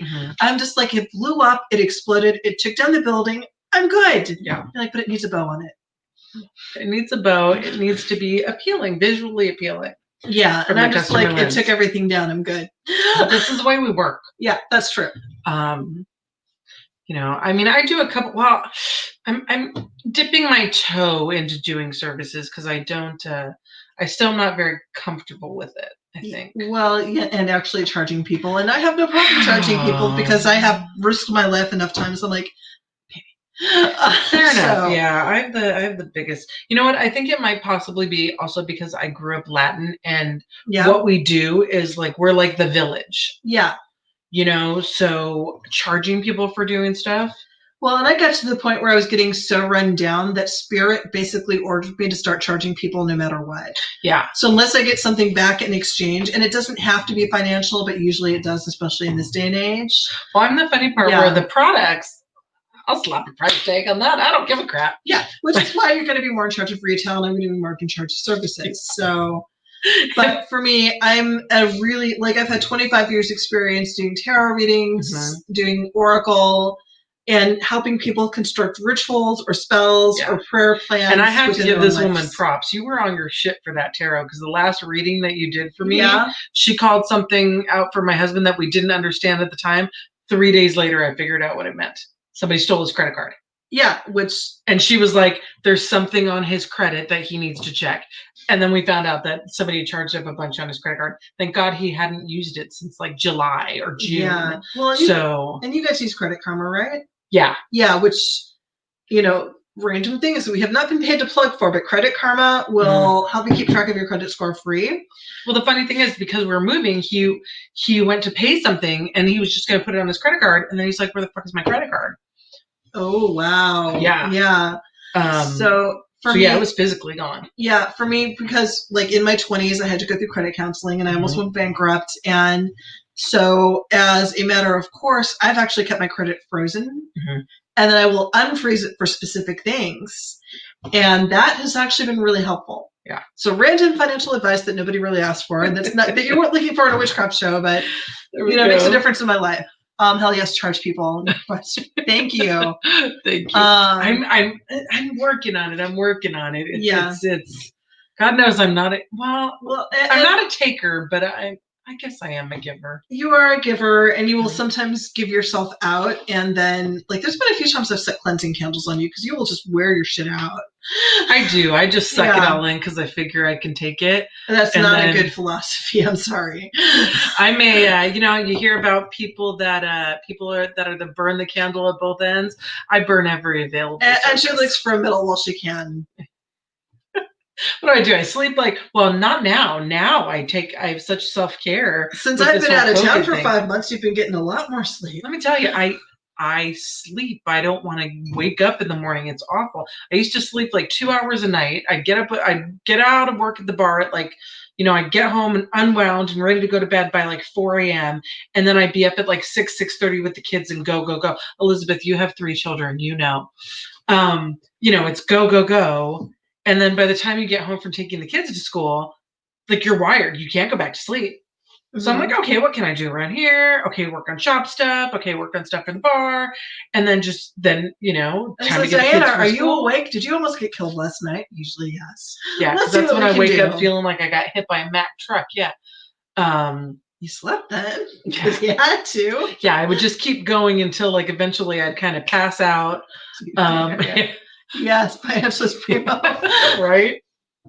I think I would go until I'd pass out for like half a day. Yeah, I think, because then you would have the day of these, like every 6 days or so, there would be sorry I passed out. It's like we'll do morning check-ins with each other. Yeah.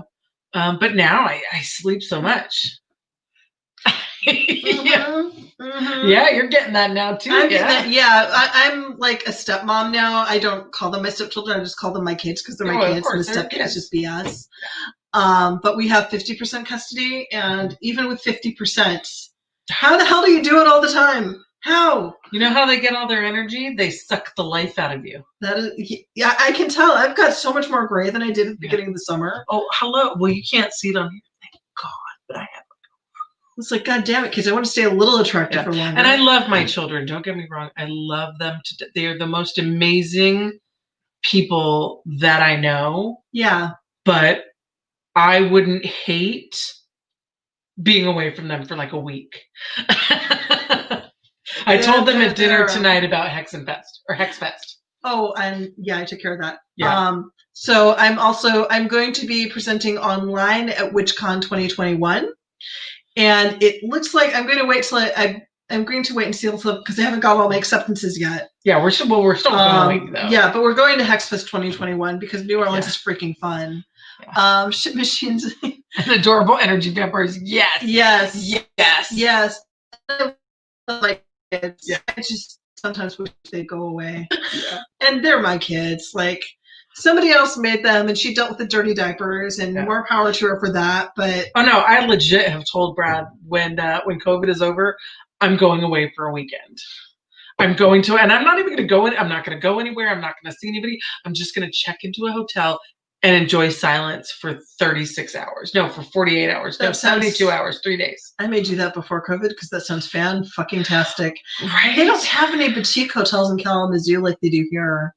Because the one in San Jose I love, but it's way too close to the creepy ex-boyfriends. Yes. And I could not resist the urge to. And Dylan, if you're watching this, I hope you die a horrible, horrible, horribly rancid death. Yeah, my ex-boyfriend sucked and broke into my home while I was gone, and things that we didn't know. Yeah. Well, we can't. We don't have actual. We don't have proof, but proof, we know. So we can't take it through a court of law, but we know, motherfucker.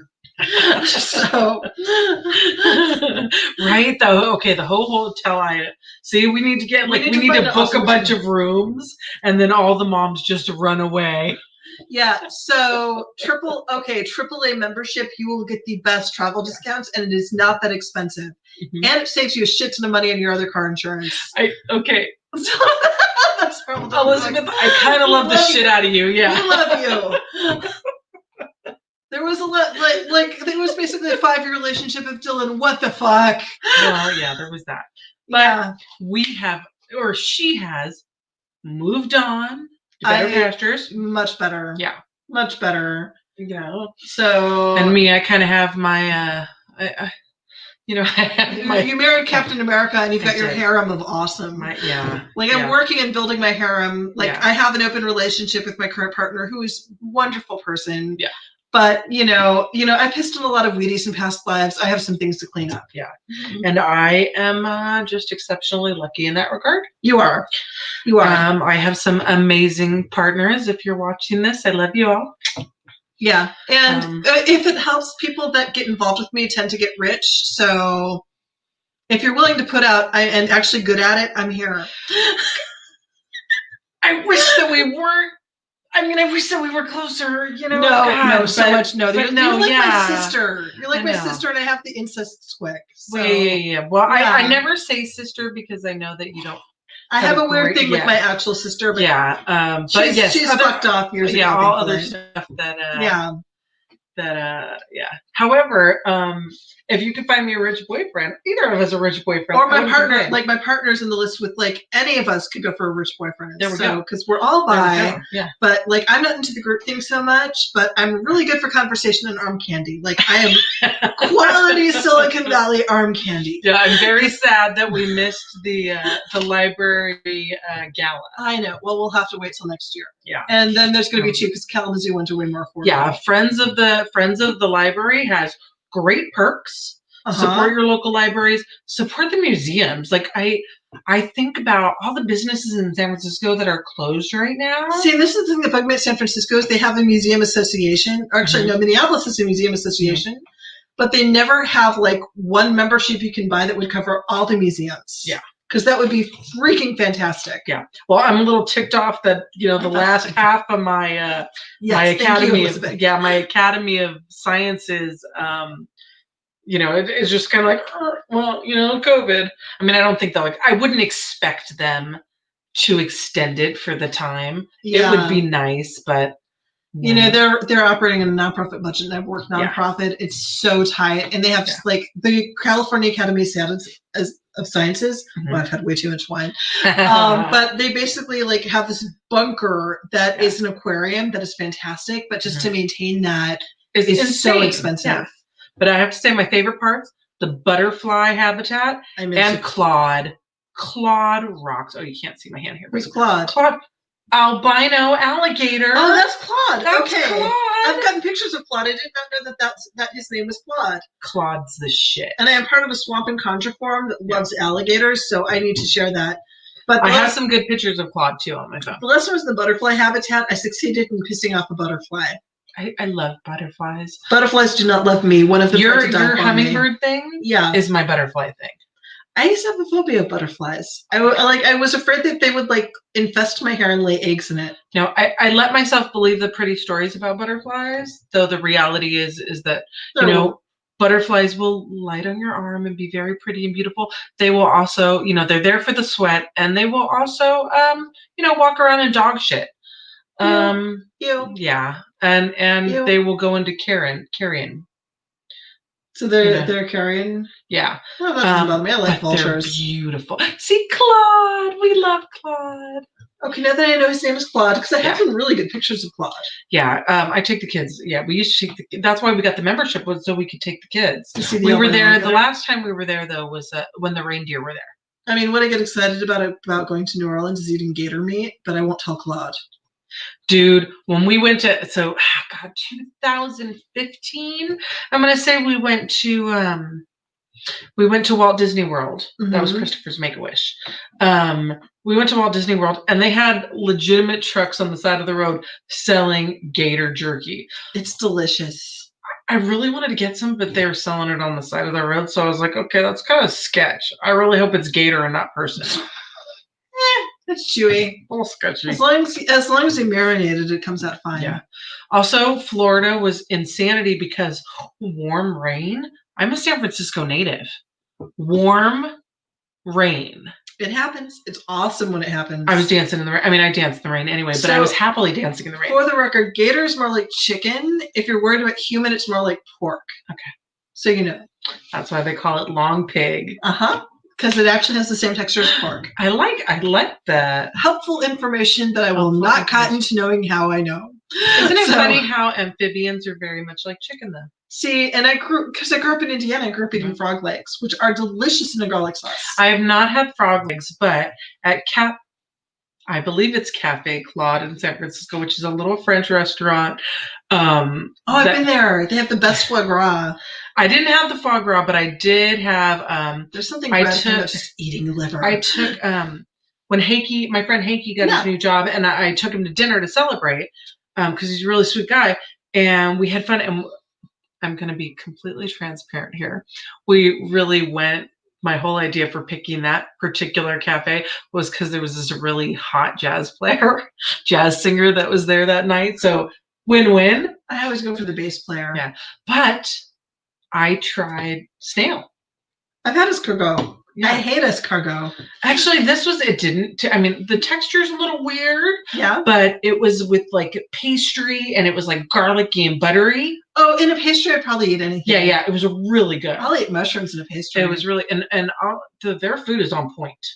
Like, their food was amazing. Though, drinks at my bar come so fast. When they were making my drink, it was a great drink, but it just took so long. I'm not a fan of the craft cocktail. Yeah. Because they do take forever. And to be fair, I am a whiskey and Coke girl because I'm basic. But it gets the whiskey to me faster. You're classic.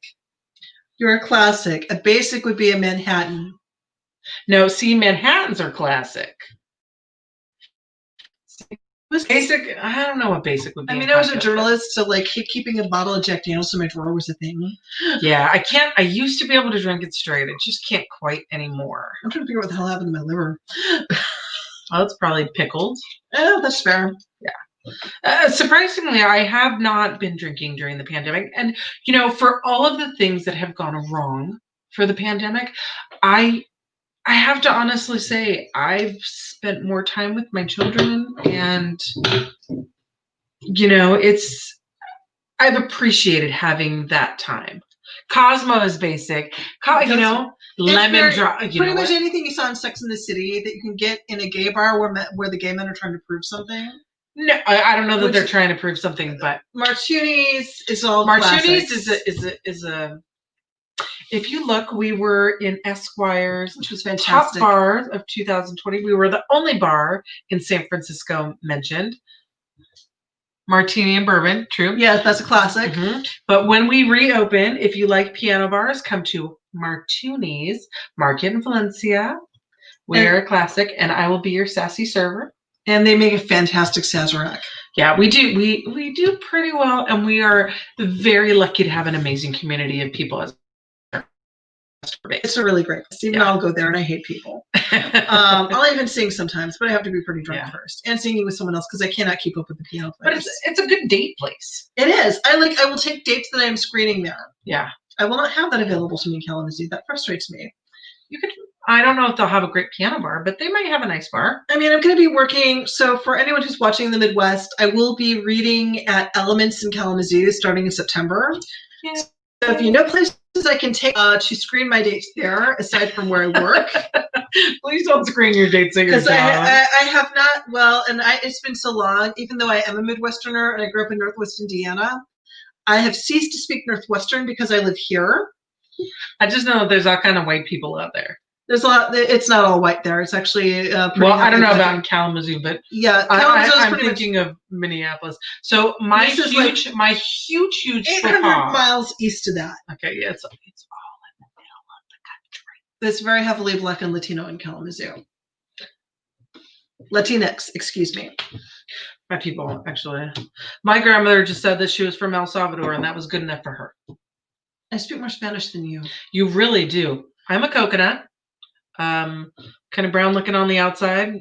Very Anglo. I wouldn't say that I'm Anglo, but I'm just not quite as white as I look, but it's hard to explain because I'm so mixed. Yeah. I'm mixed, but I still have blue eyes. Yeah. Well, look at Lizzie.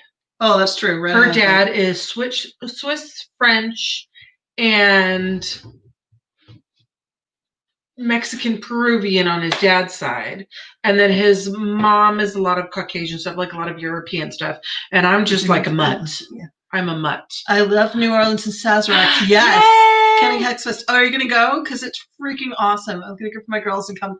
Fuck yes, go. It is like the best and then we will all meet at the Vampire Speakeasy. Yes, I mean it is expensive, but it is so worth it. I learned so much at Hexfest. Yes. And though I am sad that I will be missing the first year Between the Veil, because I just can't financially do both. Yeah, with me not working for most of this year because of COVID. And I'm really part of the reason I'm moving to the Midwest is to cut my living expenses by 70%.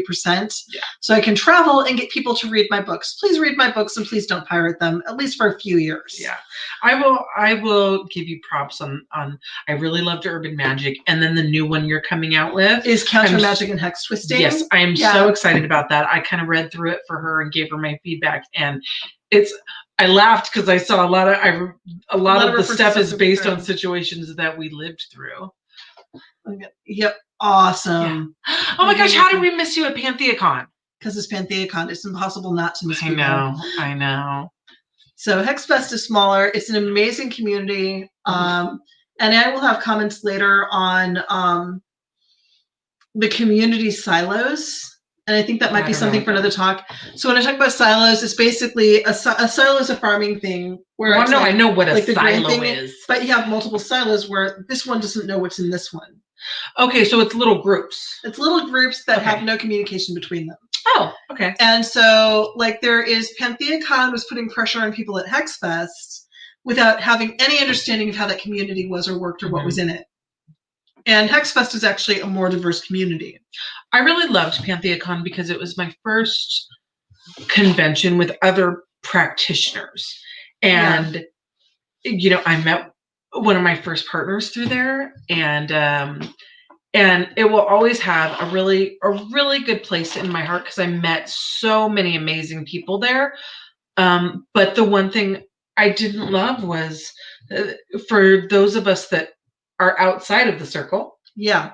That kind of branch out into things that are not tradition based or on a specific path or Wicca based. There wasn't always a lot of options for us. Towards the end, there was some pushing of the envelopes. A little bit, but I would have some more conjure and hoodoo. Like there's the gal that did the conjure and root work. Right. Well, there were two people because Hexabeth and Katrina Rathsbald.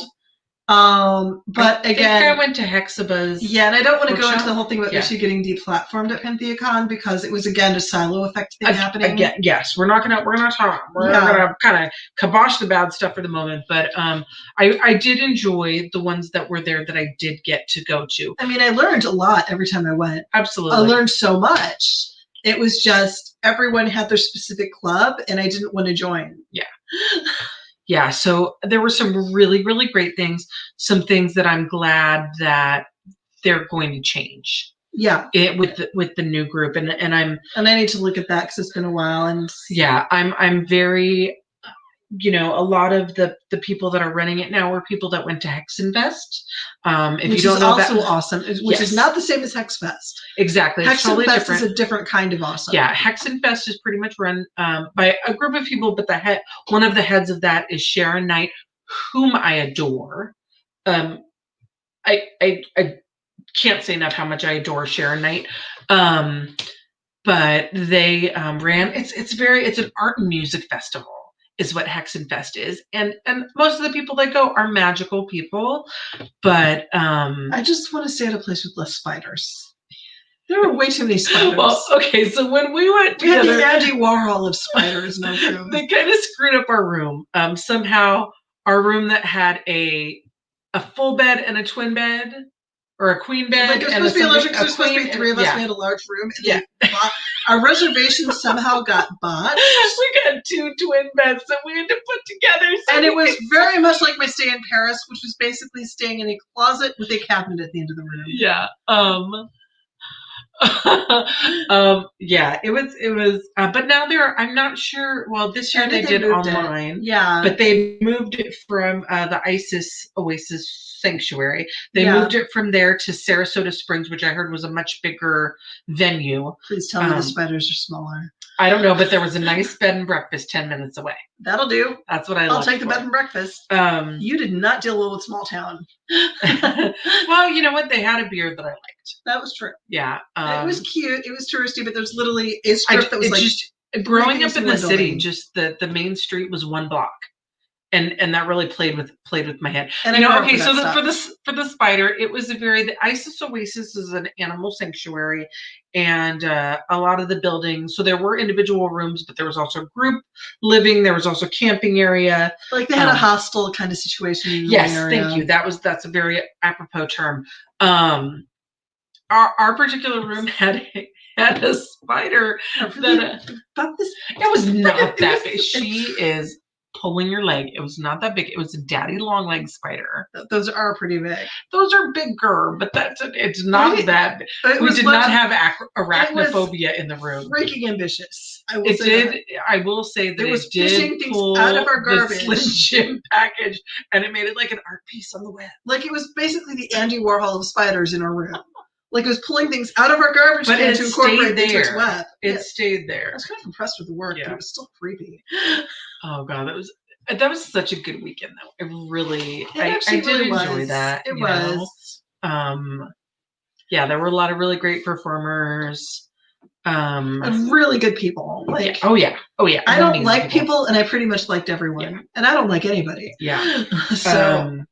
Yeah, no, those are really great people. So a lot of the people that are fundamental in Hexenfest have started to take over what was once PantheaCon, and I think it's unnamed now, but it's put on by Between the Veil. So I don't know if when you were at PantheaCon last year, if you went last year, if you were able to see any of that, but it is going to be a lot of the issues that happened at PantheaCon, I think, are going to be rectified in this. They're going to be they're prepared to more cognizant things. Yeah. And just to make sure that everyone I like that. Yeah. Andy Warhol. Yes. I think that they're definitely going to be more cognizant of the issues and addressing them. Yeah, addressing them and setting plans into place to make sure that they don't happen. I mean, this may be a mini rant because I'm actually planning on making a special video about this. Yeah. But one of the things I run into as an author is that a lot of especially at these pagan cons, unless you're like a headliner, unless your publisher gets behind you, and the majority of pagan authors don't have this, is we have to pay for the privilege of teaching at these cons. And so we're expected to pay for our own hotel rooms, pay for our admission fees, pay for our stays, pay for our transit. And yet there's this attitude that, one, there's something wrong with us for making money from what we do. And somehow we owe it to the community to give them all of this for free at personal and sometimes sacrificial expense. Mm-hmm.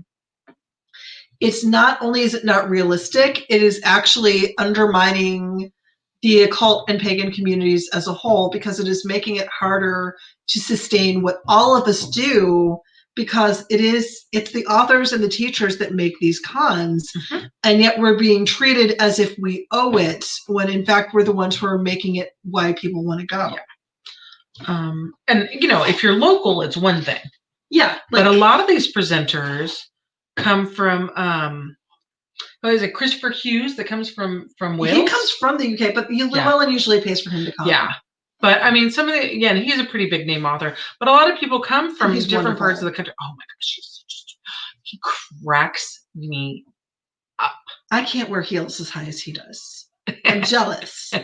I can. Okay, I did see some of that. I have a few friends visiting Pagan Pride. I seem very excited about the shift as well. It seems like a lot of positivity. It is. It is. And I was involved in early Pagan Pride organizing, and I'm loving the evolution. I think that as a whole, I believe the community is working toward a place where we can find a new foundation where everybody has a place. Yeah. And we're working on it. And there's some bumps, and there's a lot of, no, don't go teach that, and I've been getting pressure, don't go teach there because that person is teaching. Yeah. And it's not realistic, it's not fair, and it's actually not okay behavior. Yeah. I think one of the things that we see a lot in Emperor Norton is newer people going, I don't really know what I'm doing. I just kind of came to this. But everybody has something, the way that you came to the craft is part of your story, and it's part of, I think everyone has a moment that is the defining moment that gets you here. Mm-hmm. And with that, you come with realms of knowledge that I don't even think that you realize. I think that's going to be a good story to tell for one of our shows. Yeah. So, because, we have those. And then, like, for me, it took me years to find someone to help explain what the hell happened to me. Mm-hmm.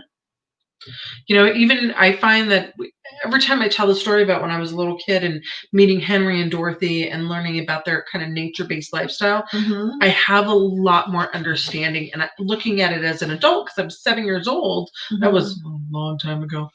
That was a really long time ago. Wow. I'm turning 45 in 2 days. I'm in denial. I'm already 45 and I look like I'm 30 and I'm freaking staying with that. I am making all of my 20s life mistakes now anyway. So there you go. Plus everything started dripping when I was 16. I always say that at 45, I'm better than 2 22-year-olds. There we go. So your own threesome. You just need like one person for anyway. How much of that wine did you drink? All of it. She drank the bottle. I am trying to clear things out before I move. I may polish off 2 things of cheese. I will help you by taking the Jameson home when you leave. Oh, sure, that's gonna help. Mm-hmm. There's no self-interest in that. Oh no. Jameson Black Barrel. Well, and I have a Sambuca and cheese date with 2 of my partners that are COVID clean right now. There you go. So, yeah, when we come to that though, when we come to the place where everyone realizes that no matter what level you are in paganism or practicing being a witch, everyone has something, because everyone has that unique perspective. Yes. And that's what I love about our group. I mean, sometimes like people have come through and they've said a couple things where I'm like, do my little dog head thing where I'm like, We always get people that are interesting. There have been occasions, especially with people that are, and I will say, because I am a little bit of a psychonaut myself, is I will sometimes use psychedelics, but not very often. Mm-hmm. But I'll get people that are just all about the goddamn drugs. And I have actually looked people in the eye and said, come back when you've learned how to ground. For this year, oh, you're so cute. So it's been a hot mess outside, but so much good work on the inside. Yes. You know what? Once you get it together on the inside, it starts to manifest on the outside too. It really does. Yeah. And being a hot mess in the way there, results typical. Oh, girl, I'm still a hot mess. I walk through my house every day. I wake up and I look at a million boxes and I'm like, fuck me sideways. My life is best described as, but wait, there's more. Right. That's going to be the name of your autobiography. Mine is going to be It Seemed Like a Good Idea at the Time. Oh no, but wait, there's more is going to be like half of a chapter because the title is going to be, well, that was flammable. Yeah, don't give this woman a flamethrower. I don't know how many times we have almost set your house on fire. My kids are looking for a flamethrower drone for me for Christmas. I like that. If they find one, they need to send me the link because we get a flamethrower drone. They have them in China to get things off of phone lines. It could be a good sideline. I suppose there needs to be things in the phone lines. Damn it. But who are you trying to front with? You're not going to use it on the front lines. You're going to be like, that motherfucker took my parking spot. Oh, please. I'm a city priestess. I always get parking. Oh, that's true. That's true. She has great parking karma. Yeah, I just love seeing the way people's minds work. Yeah. And with the group, it's definitely I'm trying to make great practice calling myself out. Yes. Yes. And it never will end. Yeah. And you will find new levels of your own bullshit, and that is how spiritual evolution works. But at the end of the day, you have to be happy with who you are. Yeah. I like myself. It helps. You know what? It took me a little while. I like half of myself right now, but I like myself. Well, after my first husband left, I was a mess. Yeah.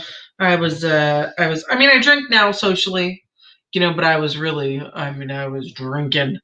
And the thing about hitting the bottom of the barrel is you don't have any place to go but up. So at one point I was like, I don't like feeling this way.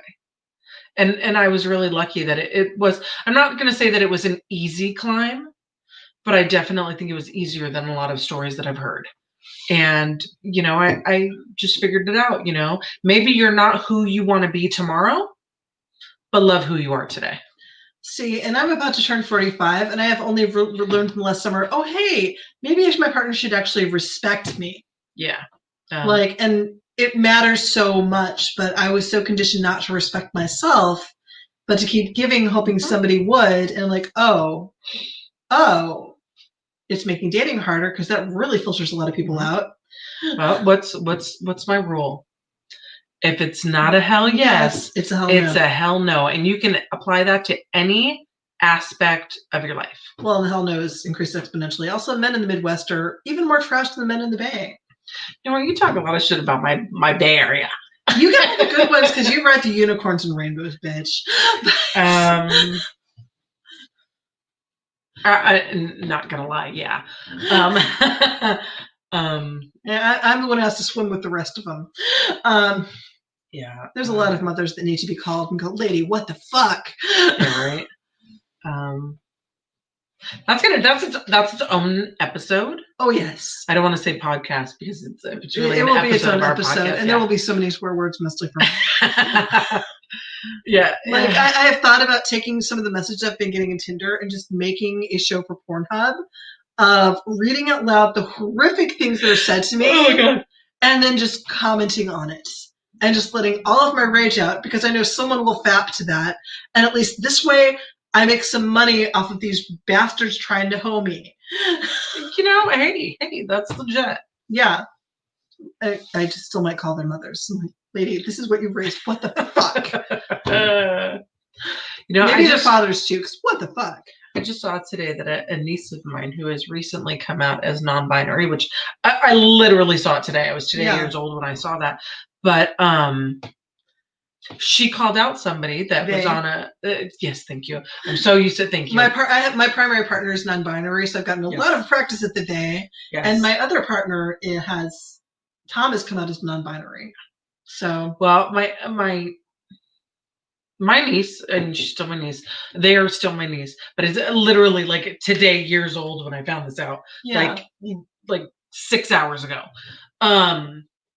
But they were, I don't know if they were in a forum or if they had made a post, and someone was making transphobic comments. She not only called that person out, she took a screenshot of it and sent it to their boss. I like them. Mm-hmm. That's awesome. Yeah. Thank you. I know I keep saying she. Again, especially with they, them, it's a next level. I had one of my exes is trans. Mm-hmm. And so that one was easy because I kind of all the times I wanted to scream, "What the hell, are you a woman?" turned out to be right. Mm-hmm. But so like switching to she, her, or linear pronoun is easy. When it's they, them, it's harder because we're so trained to think of that. And the thing is, you have to remember with that is they are plural. Mm-hmm. And once you get comfortable with, oh, this person is plural, it becomes easier to go with it. Yeah. I think as I go through it more, I'll be more comfortable with the pronouns. I've just had to get comfortable with, oh, I guess I'm queer. Hey, I do have a thing for non-binary people. I do tend to collect them. Yeah, you know what? That is fuck myself, but it is a beautiful place to be. Honestly, yeah, because the world is not black and white, and I never have problems finding partners that want to help me paint my nails. There you go. Like there are some advantages here. And my ex, the woman ex, is paying me for all the fucking stretched bras. And it's a beautiful thing. So many people get so hung up on who you love.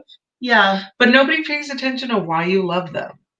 And that's more important. It's totally more important. So I had a conversation with my kids at dinner a couple nights ago, and I was talking about that you and Cinti were going to come over for dinner. Yeah. And I was explaining to them that Cinti is non-binary and their pronouns are they, them. Yeah. And this was a new concept for my children because I don't think we have gay family members. But non-binary is a new concept. Well, and it's just, this is Diana. She dates all the weird people. Like, this is the setting in their mind already. Weird is a good pronoun in our house. Yeah. And while my son has classmates that are transgender, they've never dealt with non-binary before. So we had that conversation. And I was really just wanted to drive home the thing for them that all mom and dad really care about is that you're with someone that loves you. Yeah. The way that they treat you is the utmost importance to us. We don't care if they're, black, white, gay, straight, non-binary, polka dotted. Well, we don't give a crap. And I will say Cinti is hands down the best partner I've ever had. Like, oh yeah, I definitely. They're the ones that have woken me up to oh shit, I wasn't respected. Mm-hmm. Like it is so different with a partner that actually respects you. And it's like, wow. It's making me madder at my exes. Well, but it's also, wow, this is what it's like when someone gives a shit. So, and I know that you're still in the anger phase and not the acceptance and then forgiveness phase. That's going to take a few years after it totally is. It totally is. Yeah. But you're in a much better place now. I am. I mean, it also helps that Cinti's freaking pretty. Yeah. But yeah. And they have a girlfriend who also appreciates the pretty. Mm-hmm. And so, they're just wishing I would find someone, some additional pretty for myself. And you know what? It takes a little longer, but and the bastards help me raise my standards, so it's so much worse. Well, it's better to look and have higher standards. Yeah. So that way, when you meet someone, then you're happy. That's true. Well, and all of my dating profiles basically read with the subtext of, I no longer give a shit. Here's what I'm not putting up with, right? So, well, on the whole dating spectrum, saying that you're a witch, it really filters people out. It filters people out, but then you still get stuck with stupid sometimes. Oh, dear God, it's not a lie. It's I used to have the guys going, well, can you come over to my house and give me a tarot reading? No. One, I don't work for free. Also, I'm not going to your house. I don't feel like getting axe murdered on a first date. That's more of a third date kind of thing. There's that old joke about, buy me some dinner before you kill me. The whole thing about the person, going, oh, you're very trusting. I could be a psychopath. And the answer to that is what's the odds of two psychopaths being on the same date? I mean, I've watched Dexter. Apparently higher than you might think. Yeah. So... But yeah, it definitely is the weird questions. At first, they want to know what it's all about. So tell me what it's all about. And I'm like, how much time do you have? Shall we begin with African history or Asian history? Or I'm like, do you want to know about me specifically or the entire fundamentals of witchcraft? Because that's a thing. I admit there's one guy where I could kind of from his profile that he wasn't a keeper. So like, so how worried are you about your balls right now? Like, that was what I came back with. Or are you gonna put a spell on me? Well, they always want you to. I'm like, oh honey, please. The ones that want that are never worth it. Like, I have barely enough spoons to talk to you right now. Okay, so my favorite one in recent years was the guy who is another occultist. and he's an academic occultist. He doesn't really practice, but he likes to armchair it. Who was dating me and 4 other women that were all witches, person. Who broke up with all of us together in a group text. And he dumped us for a cokehead.